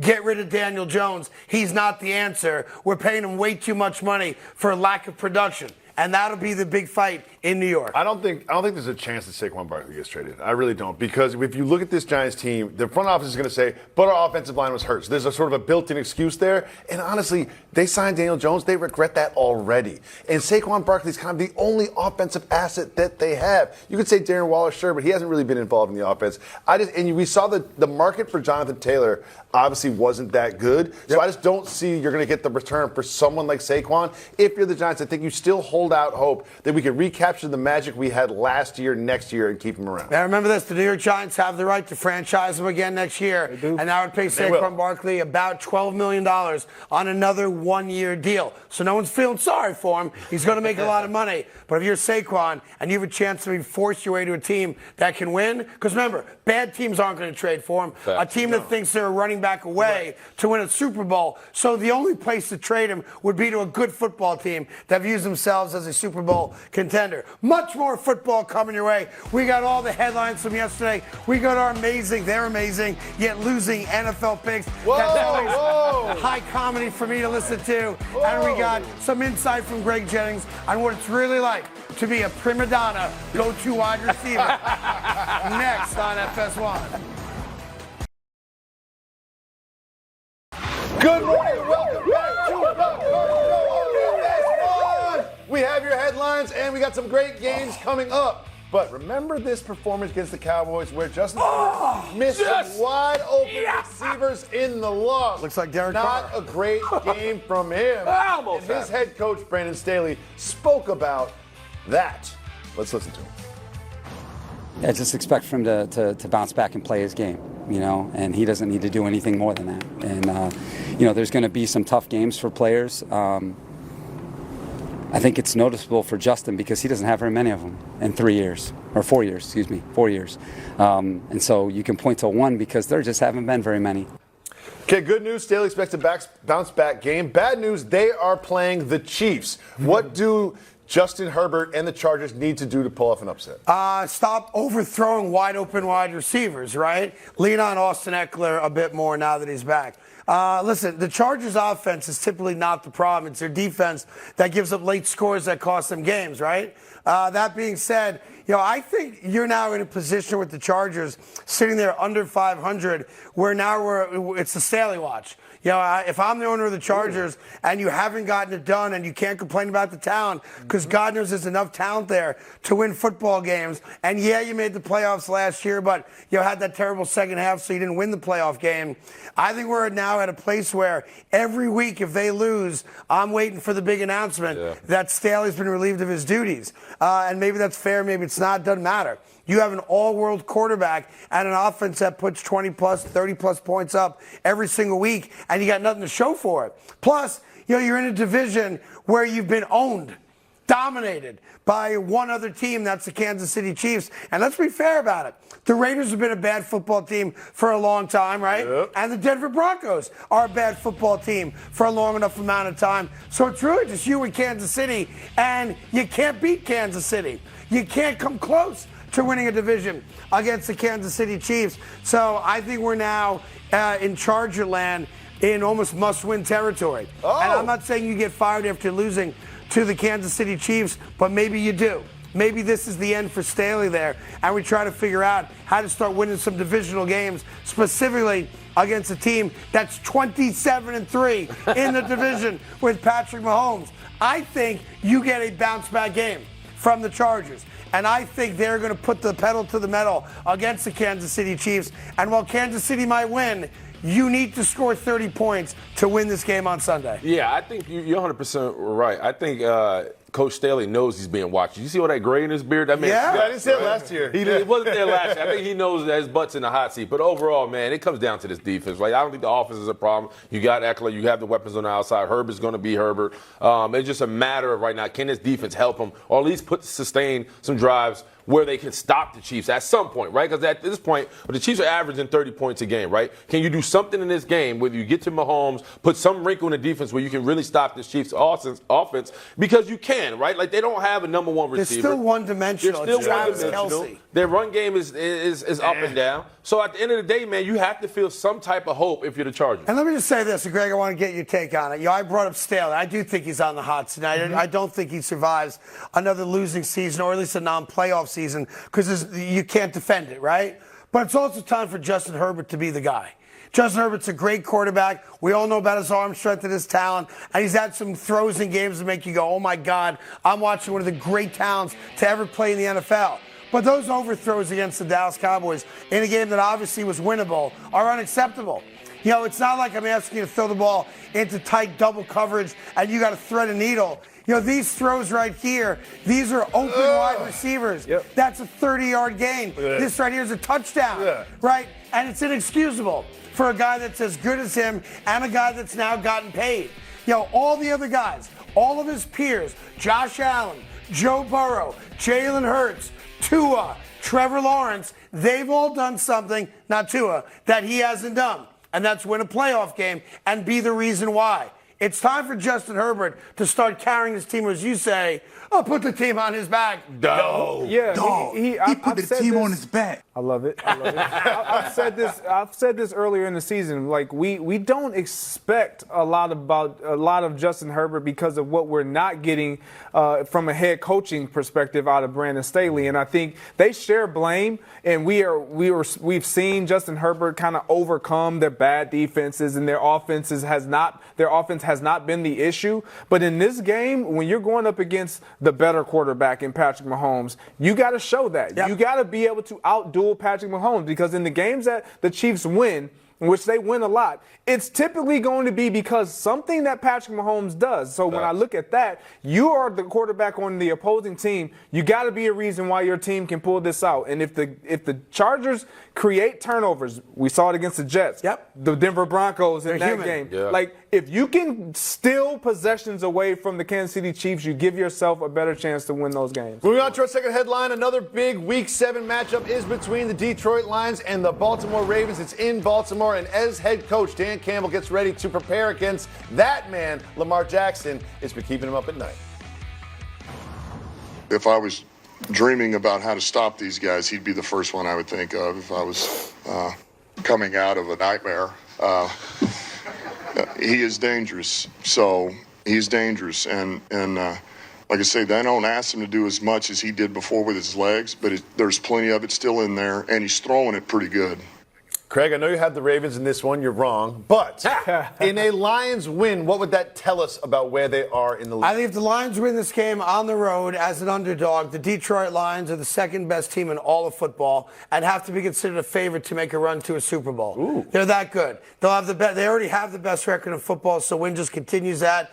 Yeah, and people have all these question marks because it's the Lions, right? And they've been so bad for so long, we almost don't want to believe that they're as good as they are. Well, if you've watched Lions game, and listen, they're not on national TV a lot. A lot of you are not going to see them until Thanksgiving, the annual game that they get to play in front of America. They're as good as it gets on both sides of the ball. They got Hutchinson, who's a game wrecker, who's one of the great young defensive players in the sport, who wreaks havoc in the opponent's backfield. You got Amon-Ra Brown, who's a stud, legitimate #1 receiver. And oh, by the way, you have Jared Goff, who is playing at an MVP level. They don't turn the ball over all that much. Their defense is good. They can run the football. And here's what's crazy. So how do you have the Ravens? You gave up DeAndre Swift, and your running game is still pretty damn good. So to me, this is a great matchup. And I am leaning, I know it seems weird, towards lean the on it, Baltimore Craig. Ravens. I'm with the Ravens, too. I'm going to tell you why. Because they only play one team that we actually take serious, the Kansas City Chiefs, right? And they beat them, right? But at the same time, they beat them without Travis Kelce and Chris Jones, which means something great, Jenny. Stop looking at me like that. And on top of that, when you move forward, man, this is a true outfit. This is a true test. Because Lamar Jackson is the first dual-threat quarterback they're going to face, right? So Aiden Hutchinson. Patrick Mahomes isn't running, okay. Well, Patrick Mahomes, he's a scrambler. He's not a dual threat. Sorry. He knows what I mean? Doesn't run, he scrambles. But overall, well, you're a basketball guy. So my overall, man. You like Baltimore. Overall, I like the Ravens, man. You made me lose my train of thought. Look, I like the Lions in this game, and it will tell us a lot about the Lions. Let's face it, like Jared Goff has not always been great on the road outside of Ford Field, and he has to prove that he can still get it done. I believe he will get it done. But when you look at the Baltimore Ravens, we have a lot of questions there as well, especially offensively. They have all these weapons that we said going into the season. None of them have really splashed except Zay Flowers. And when you look at this team in the red zone, if we have it, look at this team in the red zone. Weeks 1 through 4, 15 trips. Like, they just don't get it done. 22% completion or conversions in the red zone. You can't win games that way against really good teams. And if you're going to not put up points against the Detroit Lions, you're not going to win in this game. If Detroit wins this game, America's going to wake up and realize they're a damn good football team. The Ravens win this game, we're all going to say, the Ravens are fine. They've weathered the storm. They're back. Lamar Jackson's great. Remember this, though. Jared Goff is no longer a turnover machine. No. He's as good a quarterback as any quarterback playing. I have him right now in the top 3 for my MVP award. I don't get an official vote, but I pretend to on this show. And he dominates the off-the-field action as well. Remember, he's got the hottest fiance in the NFL. Moving on. Thank you very much, guys. All right. That just means I got to buy breakfast every day next week. Christian Harper, Jared Goff, America's favorite couple. Moving on to our third and final headline. The biggest game of the week is going to be Sunday night, and it's going to be in Philadelphia. where the Eagles will be hosting that offense. Tua Tagovailoa and the rest of the Miami Dolphins. This is a great matchup. A lot of people are focusing on the Eagles defense, trying to slow down the Miami offense. How could they do that, Mr. Carton? I don't know if they can do it. I'm more concerned about, the Eagle offense, right? And trying to figure out if they're going to stay committed to running the football, because that's what they didn't do against the Jets. DeAndre Swift had 10 carries for the entire game. And my concern going into that game was, as the Jets get pressure up the field, those lanes that get created where either Jalen Hurts or delayed handoff type of situation to Swift's going to burn me for 15 yards at a clip. And for some reason, they played more into the Jets' hands in dropping Jalen Hurts back over and over and over again. And you notice two things with Jalen Hurts this year. He's not as accurate as he was a year ago. And number two, every time he scrambles, it seems like it's in his head, I got to get down. A year ago, he tried to get the extra yard and was as good as anybody in football doing it. And then he hurts his shoulder, and there's the concern about him putting himself in harm's way by running the football. Watch the Eagles closely. The lanes are there, the opportunities are there, and he's really still very, very good at it.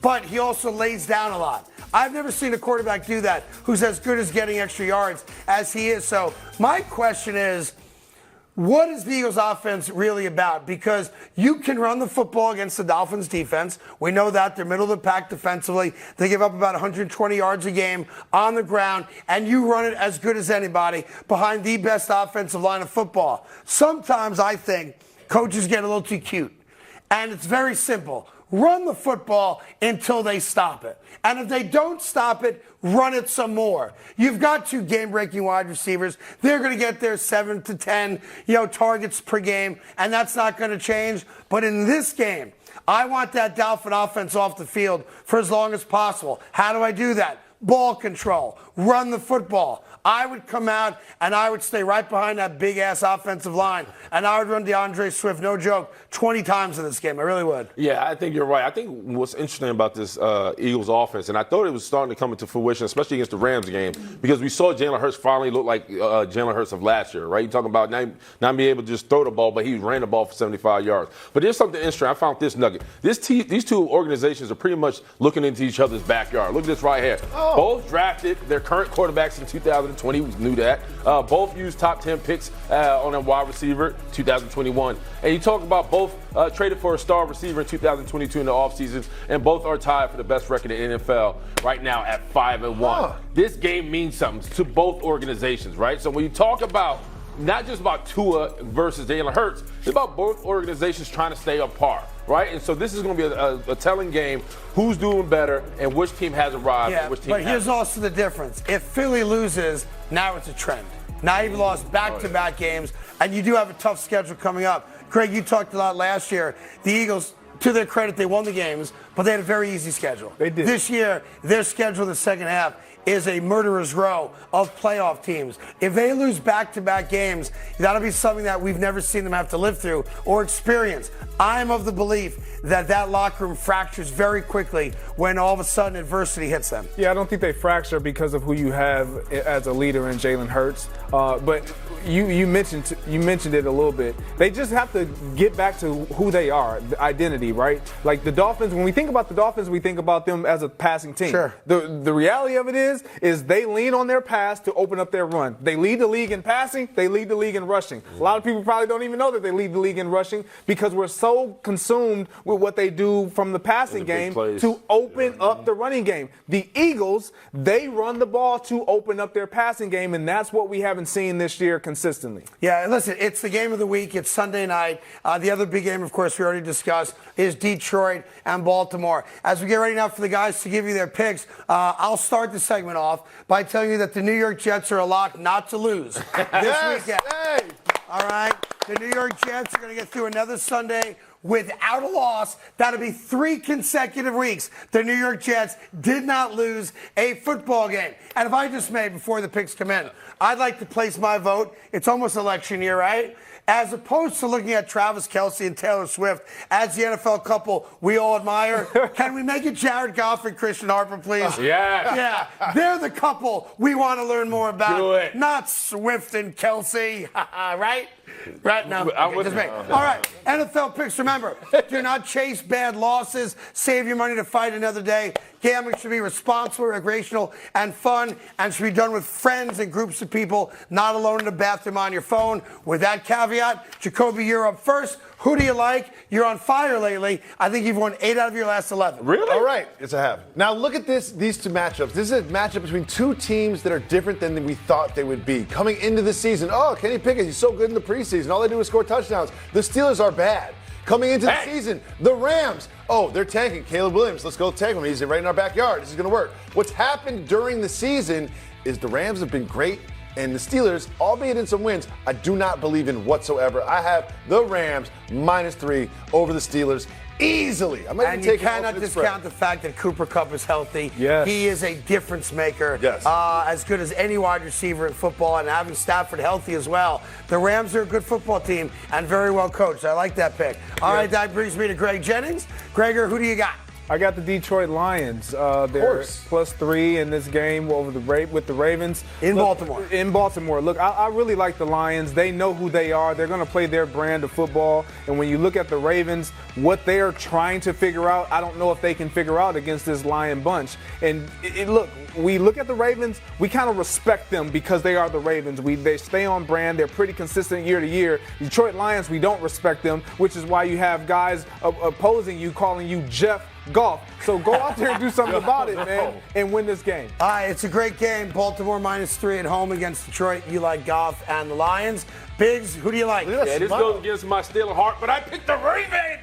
Why? Because I believe in Lamar Jackson. I believe Zay Flowers, Mark Andrews. I believe in Lamar Jackson will use his legs, right? They're terrified of what Lamar Jackson can do with the ball in his hand when he's running down the field. This defense, ranked second in total defense, they have come alive. I believe in them. It's just a matter of winning at home, don't turn over the ball, and keep it that daunted Lions offense on the sideline. I'll tell you something interesting. The politicians in Detroit picked up the phone this past week and called a Brooklyn, New York paper company. It's a company that makes confetti. They're planning on something special happening at the end of this year. Now, they're a long way away from it. Is that real? They have reserved confetti just in case. So enjoy the football weekend. We'll see you on Monday. Monday!